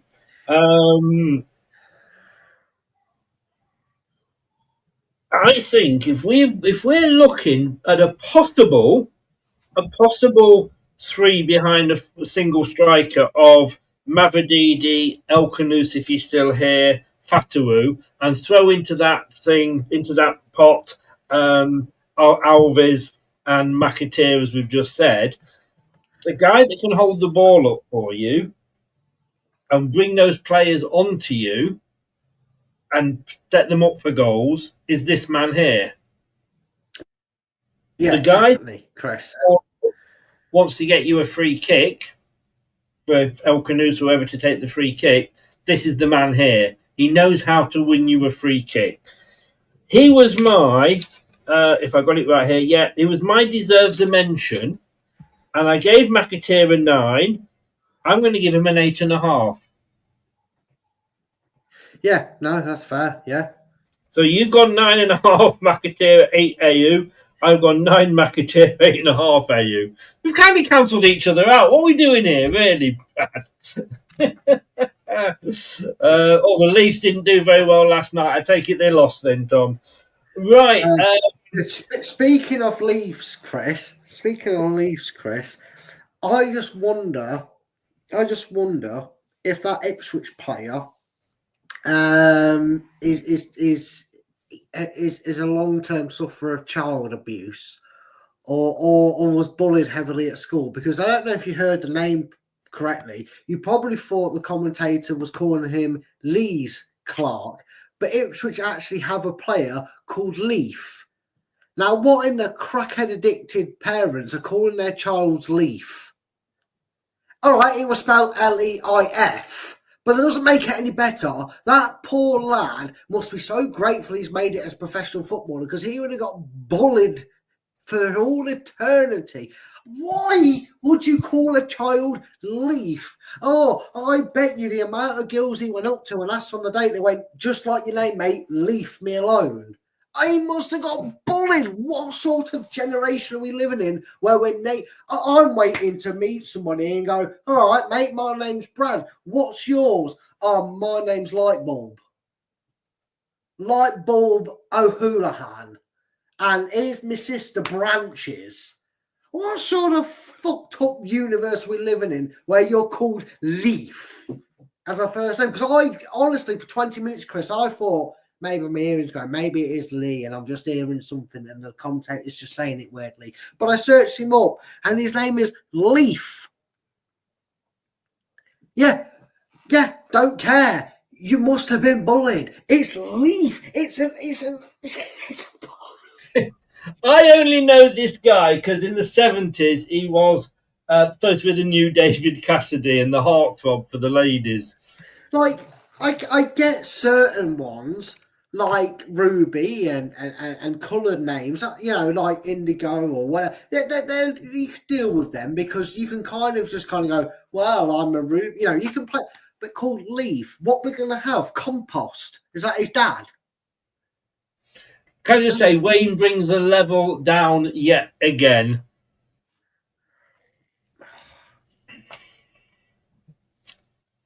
You know what you want for Christmas. Right, moving on. Yeah, I mean, Tom, I to a just point, I made kind for of agree with Tom on that. What he named himself all night long. Bridge. Sorry, I'm just singing the Leif Garrett song. Oh. I was made for dancing. Oh, sorry, I'm back. Guess I should have known it from the very start. This girl would leave me with a... Sorry, the DJ's coming out in me, you see, Leif Garrett. But our canoes. So we move on. Another confident outing from the Moroccan, whose close control was very good throughout. He showed a lot of energy, playing a part in all of City's most threatening moves, with some nice footwork leading to McAteer's goal. He got to 7 off Jordan.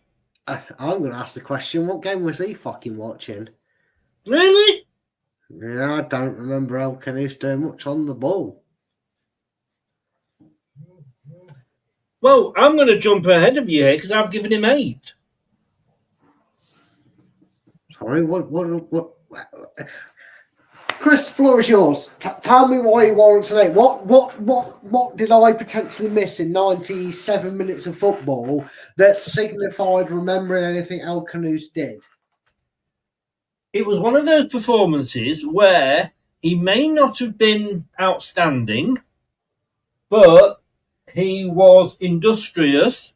He was involved in a lot of moves. I know he has his socks around his calves a bit like Jack Grealish, but to me, all right. So he didn't have an assist, but like he said, like Jordan said, I just thought every time I was watching the match, he was somehow involved. He was always there. He was all over the place. He was like, we said about Winks last season. He's like a bit like a Duracell bunny because you'd looking at him 1 minute, he's on the left, and then you blink and he's on the right, and all that. For me personally, and it's only opinions, I thought he was very, very involved in the game. Well, I'm glad you. As indeed did Tom and Wayne, who both gave him their deserves a mention. Yeah. About phase. I saw the game without me El Canoes shades on. I feel like we've fallen into a bit of a trap. Because we got so numb to the idea that El Canoes is going to be up there. Yeah. As soon as we see him on the team sheet, we've got so accustomed to going, El Canoes is going to have a good game. He's been brilliant for 4, 5, 6 weeks, which he has been. I'm not saying he hasn't been. He's been my man of the match on numerous occasions. But I think we've all fallen into this trap, a bit like hating on certain players and scoring them 2s and 3s, where we've automatically gone, he was running around everywhere, so he must have had a good game. I don't remember him being outside the box. Don't remember him having a shot. Don't remember him putting a cross into the box. Don't remember him having a touch in the box. And they're really important, Chris, aren't they? They're really important. Don't remember him having a touch in the opposition's box. Don't remember him doing a great deal.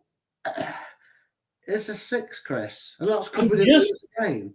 I am just going to I can't bring his heat map up because it doesn't really show. And I'm not. Oh, look, a bit like his portal window. He's got El Canoes stats right open there next to it, hasn't he? To be honest with you, right? And if I bring it up, you won't be able to see it because it's blue on black for some reason. But he had 64 touches. What did he do with them?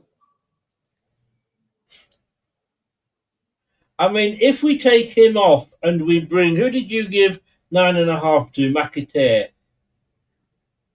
So, touches for El Canoes, 64. How many touches do you think McAteer had? Sorry, 64 for El Canoes. How many do you think McAteer had? Well, you nearly get me the answer then with the names backwards and wrong. I was about to say that. 40? He wishes 32, half as many touches. Okay. How many goals or goal contributions did McAteer manage in half the touches? He got a goal. Yeah. How many did El Canoes get? Well, just one less. But how many shots did McAteer have? All right, so you want to go on to the shots. Right, let's have a look then. You're really making me earn me money, aren't you? I am, because I'm pretty convinced that the winger had more than the attacking midfielder. Right. McAteer had 3 shots. Elkanous had 1. Key passes. McAteer had 0 key passes. Hey guys, did you see how far his eyes went down to look for something he beat him on again? Yeah, there we go. No, Bill Elkanous had 4 key passes. Give me a definition of what key passes are, because they happen all over the field. Look, I'm sorry, Chris, compared to what he normally does, I just don't think he set the world alight, and I think we've fallen into that trap, like we said Alan did the season before in the Championship with Winks, kept giving him man of the matches. We were sometimes sat there going, did he really do it? Because we know we held Winks on a pedestal. I just think we put the benchmark here, and he actually had a here game. I'm not saying a bad game, Chris. And I was a little bit tongue-in-cheek saying, did he really do much? I did see him around in the middle of the park. But in terms of where we're used to seeing him be, I just don't think where he's supposed to be most effective, which is in front of goal or outside the edge of the box, at least creating chances. I didn't see him as much as I have been in recent weeks. Doesn't warrant a high score from me. I'm going to give him a 6. You are entitled. I can see him getting the graphics, folks, down below. I can see, here he comes. I've really pissed him off. Can you see, right? That is McAteer and his heat map. Yeah. Now it is hard to see because it's, like I say, blue on black, but I'm not going to let this die. You know, that's McAteer, 32 touches. Can you see my mouse moving? Yeah. Yeah, that's where all his touches are, just on that side of the pitch. Now, if we bring Elkanous and take off McAteer, 64 touches, and look where all his fucking blue is, all over the place.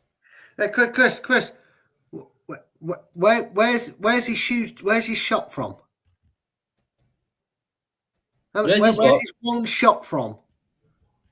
Well, that I don't know. I don't have a. Well, I mean, you can have the ball as much as you like. If he's not doing anything creative and not creating a chance or not taking an opportunity himself, who should be doing more in the forward role and contributing towards goals or assists? McAteer, who's out on the wing, or the man who's in the position also on the wing? He was. Yeah. And where was Elkanous? Number 10, mate. He was the Madison role. So who was scoring more goals for us during the season? Who was on the other wing then? If McAteer was on one wing, who was on the other wing? He plays everywhere. No. All right, okay, so he wasn't in, but he was more regular out on his wing than McAteer. McAteer had a better game conventionally up front. He scored a goal. He had another shot. That is. Oh look! I'm just looking back. Oh, sorry, these are all braille, mate. No one can read that. You could just be saying dog's arse to a banjo for all we know. That bloody... Not my fault. You should have gone to Specsavers. All right, let me just take you back here. Look, Brad. Look. McAteer on the wing. Elkanous on the wing. Elkanous was able to come in, slide, and 3 shots to 1 goals, 1-0. I'm sorry, you just can't have it. So just 3 shots. So I'm expecting you to give Jamie Vardy 9.5 because he had 3 shots. I mean, you're not far. No.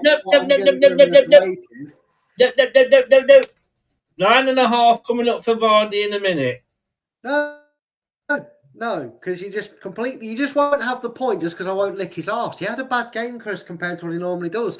You go back and look at his previous games. Well, we've gave Bilal an 8, and I bet you he's had 4 shots, 2 on target, an assist and a goal. I'm not comparing games. I am judging him. I'm judging him on this game. He's not holding a consistent 8. If we're giving him 8 when he's getting goals and assists and showing an attack in a 10, you can't give him an 8 when he has 1 attempt. Move on, let it go. You're wrong, I'm right. Your opinion is wrong. No, that will shut him up.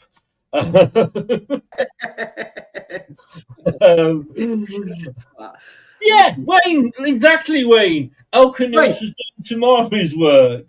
Oi, Wayne, see this? Remove from under there. Fashion. I tell you what, man with brains. Man that Look, sees Wayne and Tom, well, you've had a lot to say in the chat with each other. You gave Bilal your deserves a mention. Put the points in for him. In the chat, Wayne and Tom, put your points where your mouth is.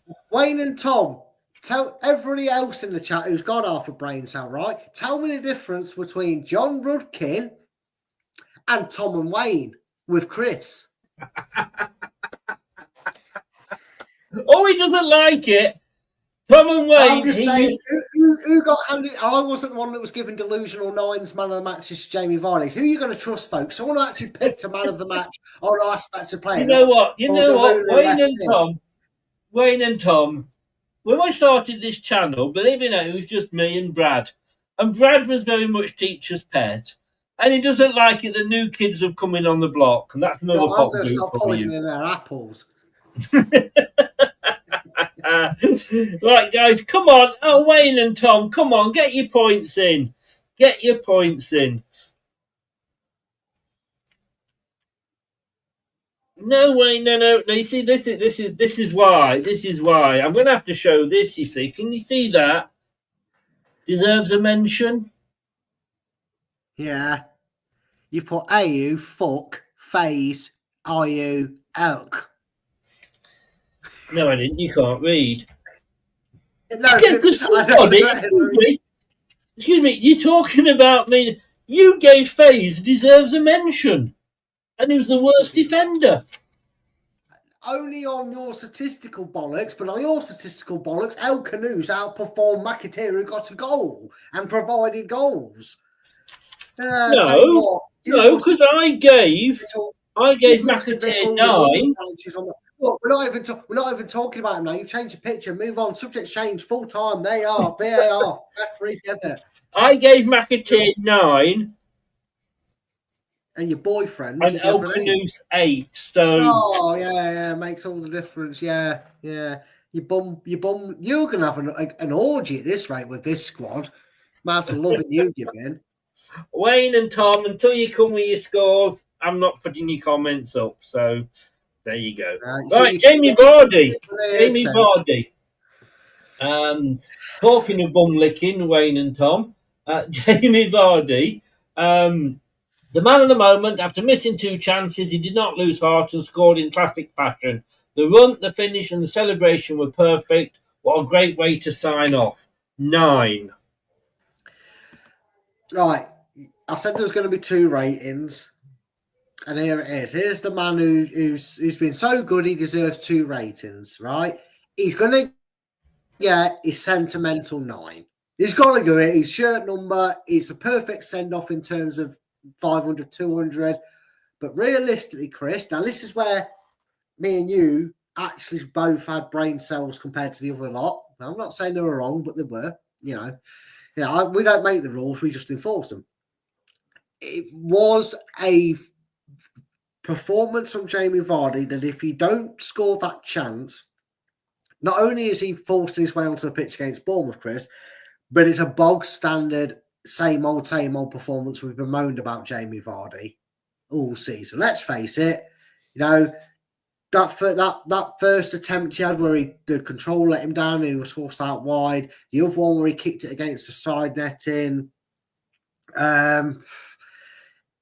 The goal aside, Chris, I don't really remember hearing his name for. Look, he's going to get an honourable 9 because he's Jamie Vardy.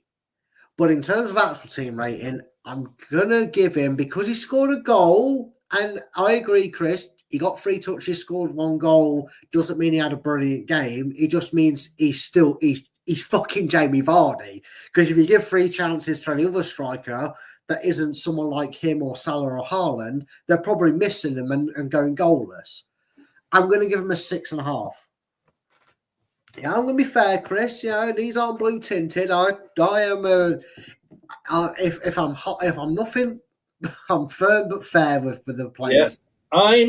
I'm going to say that I said before the game what Jamie Vardy we're going to get today. Are we going to get the Jamie Vardy that we did against Nottingham Forest, where he put the team before himself and could have taken a couple of shots and didn't, pass one to Buenete and one to Monga? What we got yesterday was the selfish Jamie Vardy. Yeah. And yes, I'm not saying it's wrong. It was his 200.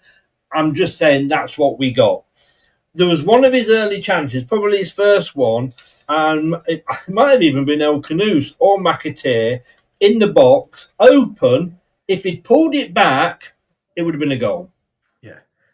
But he had taken it so wide, again, not his fault. And look, it's very much like James Justin. A lot of his performances this season aren't down to him.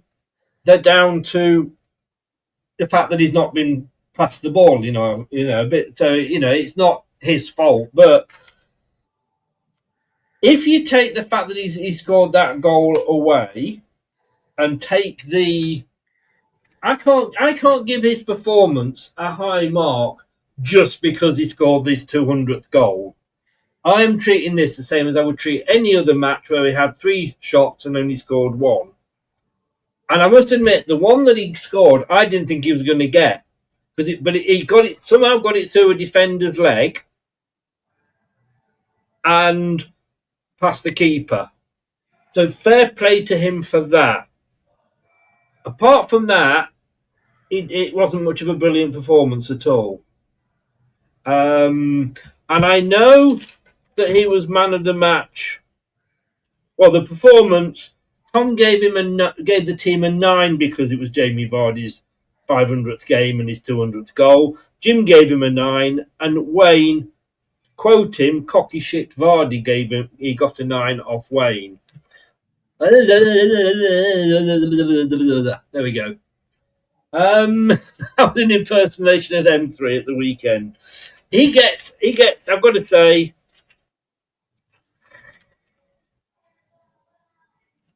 I'm going to give him 7.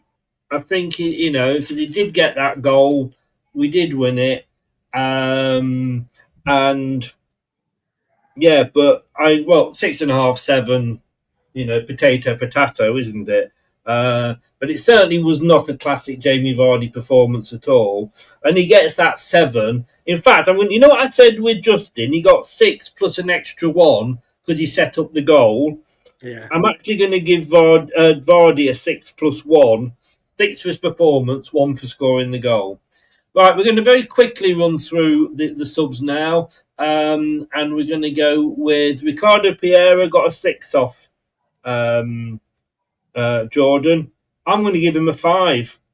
I really didn't know he was on the pitch.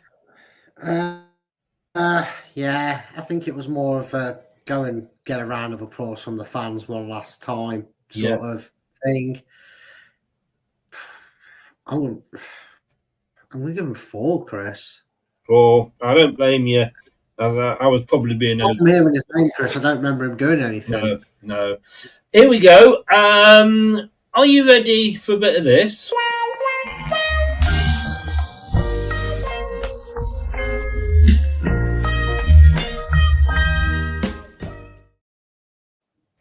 What time is it, Mr. Fox? It's Monga time. Hey! Wayne, put the lube down. You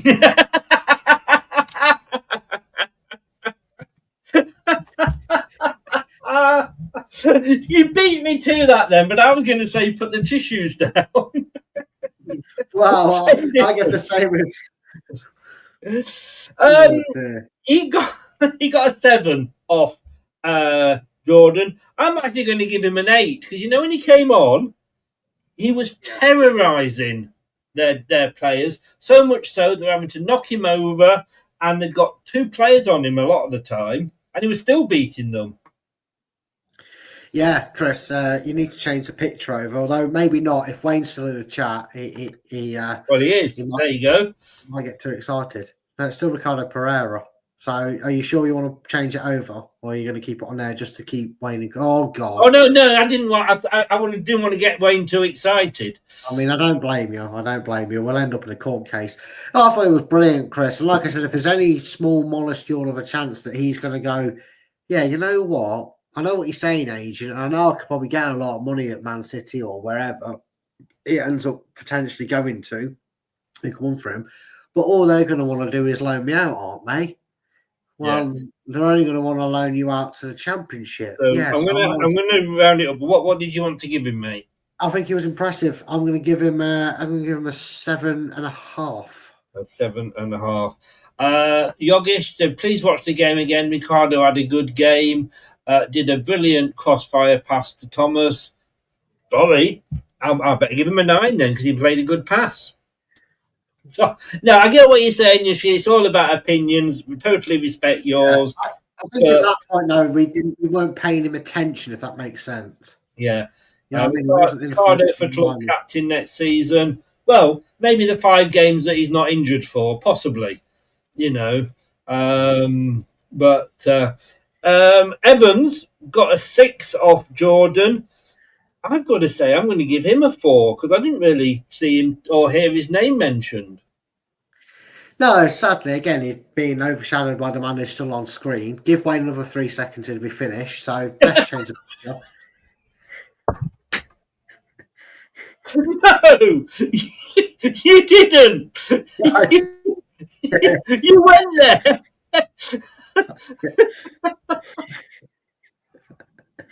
I did. I'm sorry. I'm not sorry, Wayne. I'm not sorry.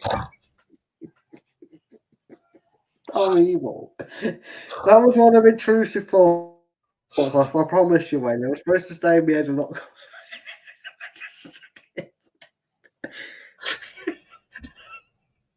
Give it up 3 seconds, it'll be finished.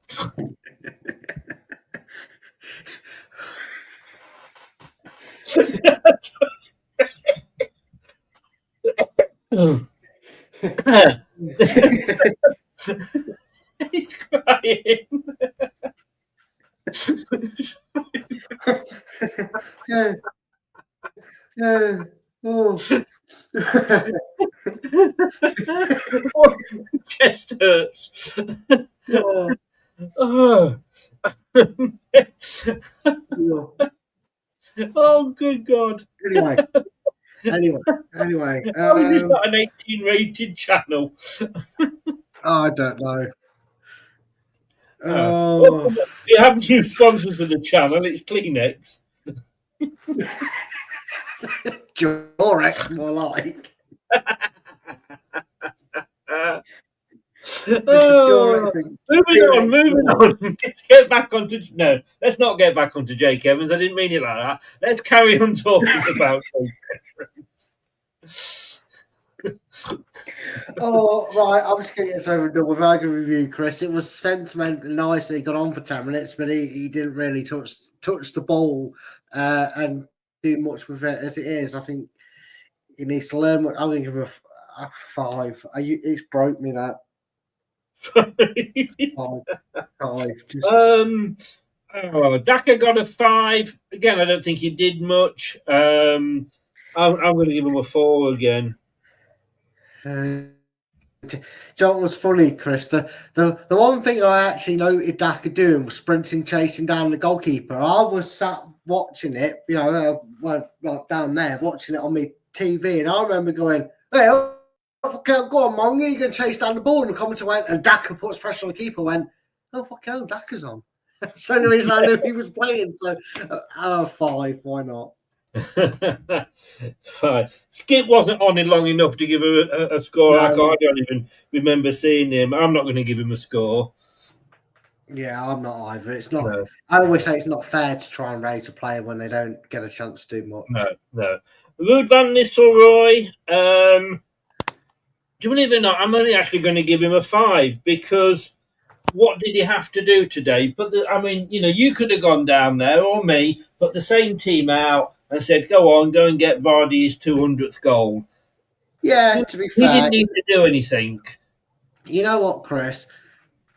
I agree with you in that sense, and everything else makes sense to only give him a 5. But because this is hopefully, prove me wrong if he sticks around, but hopefully this is the last time we'll see him in the dugout. Well, we've got Bournemouth, haven't we? Well, in the home dugout, then. I'll correct. Oh, right, yeah. This is the last time we'll have to see him stink out the bench of Leicester City's home ground. I'm gonna give him an 8. Fuck off!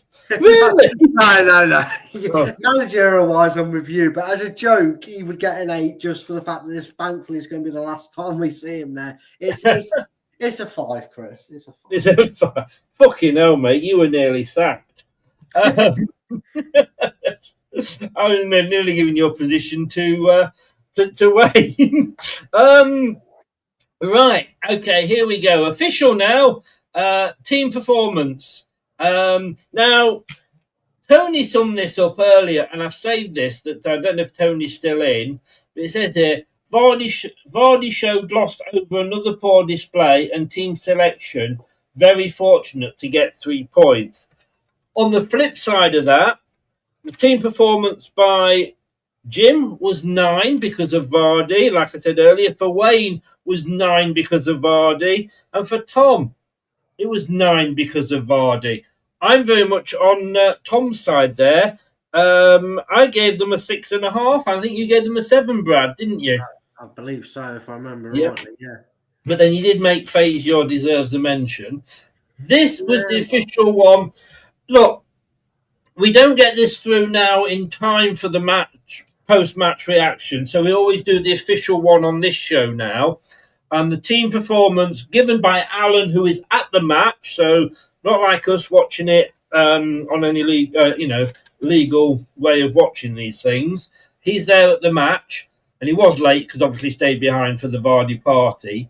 He gave. Now you don't know this, do you, Brad? Yet? No, I asked before we signed off if it was given or not. So it wasn't before. It was given later after the show. Go on. Yeah. I think that's very fair. And I think what he said was, and I will bring this up now, if I can. He said it could be easier than said than done. If I bring the messenger up,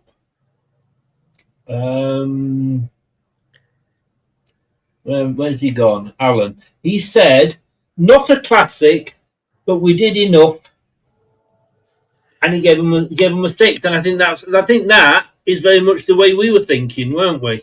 It was, and I totally get and kind of bypass people going 9, Jamie Vardy, blah, blah, blah. I get it.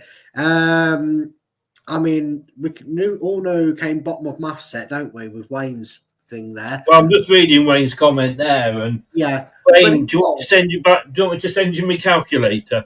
Yeah, if this was a game in January, mid-April, where it had a bit more about it, and we was hoping it'd be, a potential kick on, and the Great Escape could commence. Probably would have been giving it a 7, saying no, we've just beat Southampton, just drawn with Forest. This is some momentum. This is what we need. It's winning ugly. The fact of the matter is, the game came in a dead game. We're fighting over a couple of mil, aren't we, between us and Ipswich going into that last game of the season in terms of finishing 18th and not 19th. Yeah. But, a 6 and a 7, and what you say, 6 is 7's about the same. It's a fair. It's really a fair reflection. Yeah. Man of the match. Well, we know what we went for. I went for McAteer. You went for McAteer. Wayne and Tom tried to get a little bit of kudos back and went for McAteer. Jim went for Vardy, and unfortunately, so did Alan.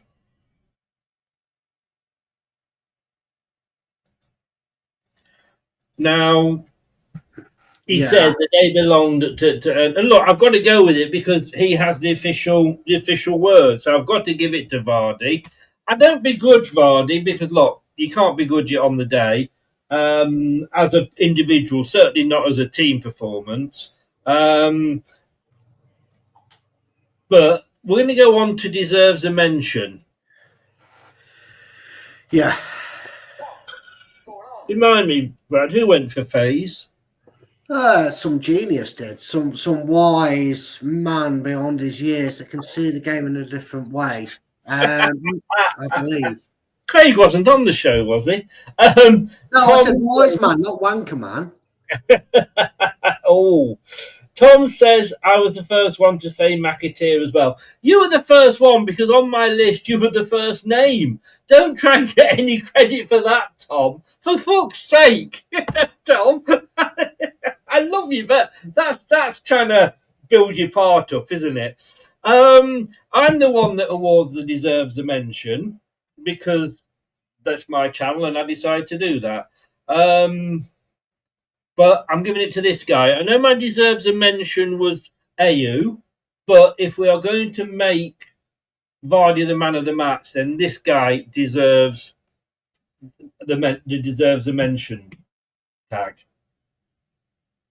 No, that's fair. I mean, me and you, for once, Chris, this season, common sense has prevailed with man of the match choices. Yeah. And deserves a mention. But I get the sentiment reason because, like, I think it was Tom that said it. This will be the last time we're going to get a chance to give Vardy man. Yeah, so I get it. I'm not going to. Yeah. And look, I say I have only twice in about 5 years overruled Alan, and both of those times, once was man of the match and once was the rating. That was because I took the rating down to 0. A great shout, Chris. And do you know what? You and Brad agreeing is actually worrying. I didn't disagree with that. But yeah, so I'm going to allow it to Vardy. As I say, it is his choice, unless I really, really, really think he's off the point, which I don't think he particularly was. But if he gets man of the match, then we're going to have to give McAteer the deserves a mention award. I don't know if you had one of these this week. No, I don't think it's needed. I don't think it's needed. Well, there you go. It hasn't gone to anybody. It's the shadow man. It's the shadow man. I think unless we lose to Bournemouth on the last day of the season, it won't be a case next week either. To be honest with you. No, you could be actually be right there, and that hurts me to say that. Brad, thank you very much, young man. Not a problem, my friend. Always a joy as always. And I did call you Bradley right at the start of the show, and you never noticed. Oh, I know. I noticed. I've just added it to the reasons why I'm going to murder you. Fucking hell, mate! You need to get a bigger. What that saying in Jaws? We need to get a bigger boat. I think you need to get a bigger notebook. Right, I do. But stay online, mate. I want a very quick one with you. Thanks to everybody that was in the chat. Thanks to Alan for giving his votes as well. Thanks to everybody that's commented. If you're watching on Catch Up and if you're listening via your favourite podcast platform, whatever that is, thank you very much for that as well. And thank you very much to Brad for joining in. We have a bit of banter, don't we? We do. We try and bring the laughs to the people. Even when it's been a depressing time, being a Leicester fan this season, we've always tried to maintain a bit of a laugh about it, haven't we? We have. We've needed to, otherwise we'd have been crying. And if you just like to watch us in clip form, I think I'm on about 578, trying to get to the 1,000 followers, then we can go live on TikTok. So there, just scan that code in and go live on TikTok. Thanks very much for that, Tom. Thanks to everybody that was in. We are back tomorrow at 7 o'clock for the not the watch along, for the what was we doing? What do we do on a Tuesday? We do the debate show, Fox's Forum, and on Wednesday I'll be trying to get a word in with Paddy as we do a preview of the Bournemouth game. That will be on his channel though, not on mine. So thanks a lot, Brad. Speak to you soon. Thanks to everybody else for being there, and I'll see you tomorrow at 7. Be there or be non-spherical, as they say. Good night. Good night. Thanks for watching. These videos are tremendous. You'd better like them too, or I'll be back. This podcast is proud to be part of the TalkSport Fan Network. TalkSport. Powered by fans. That will conclude this evening's entertainment.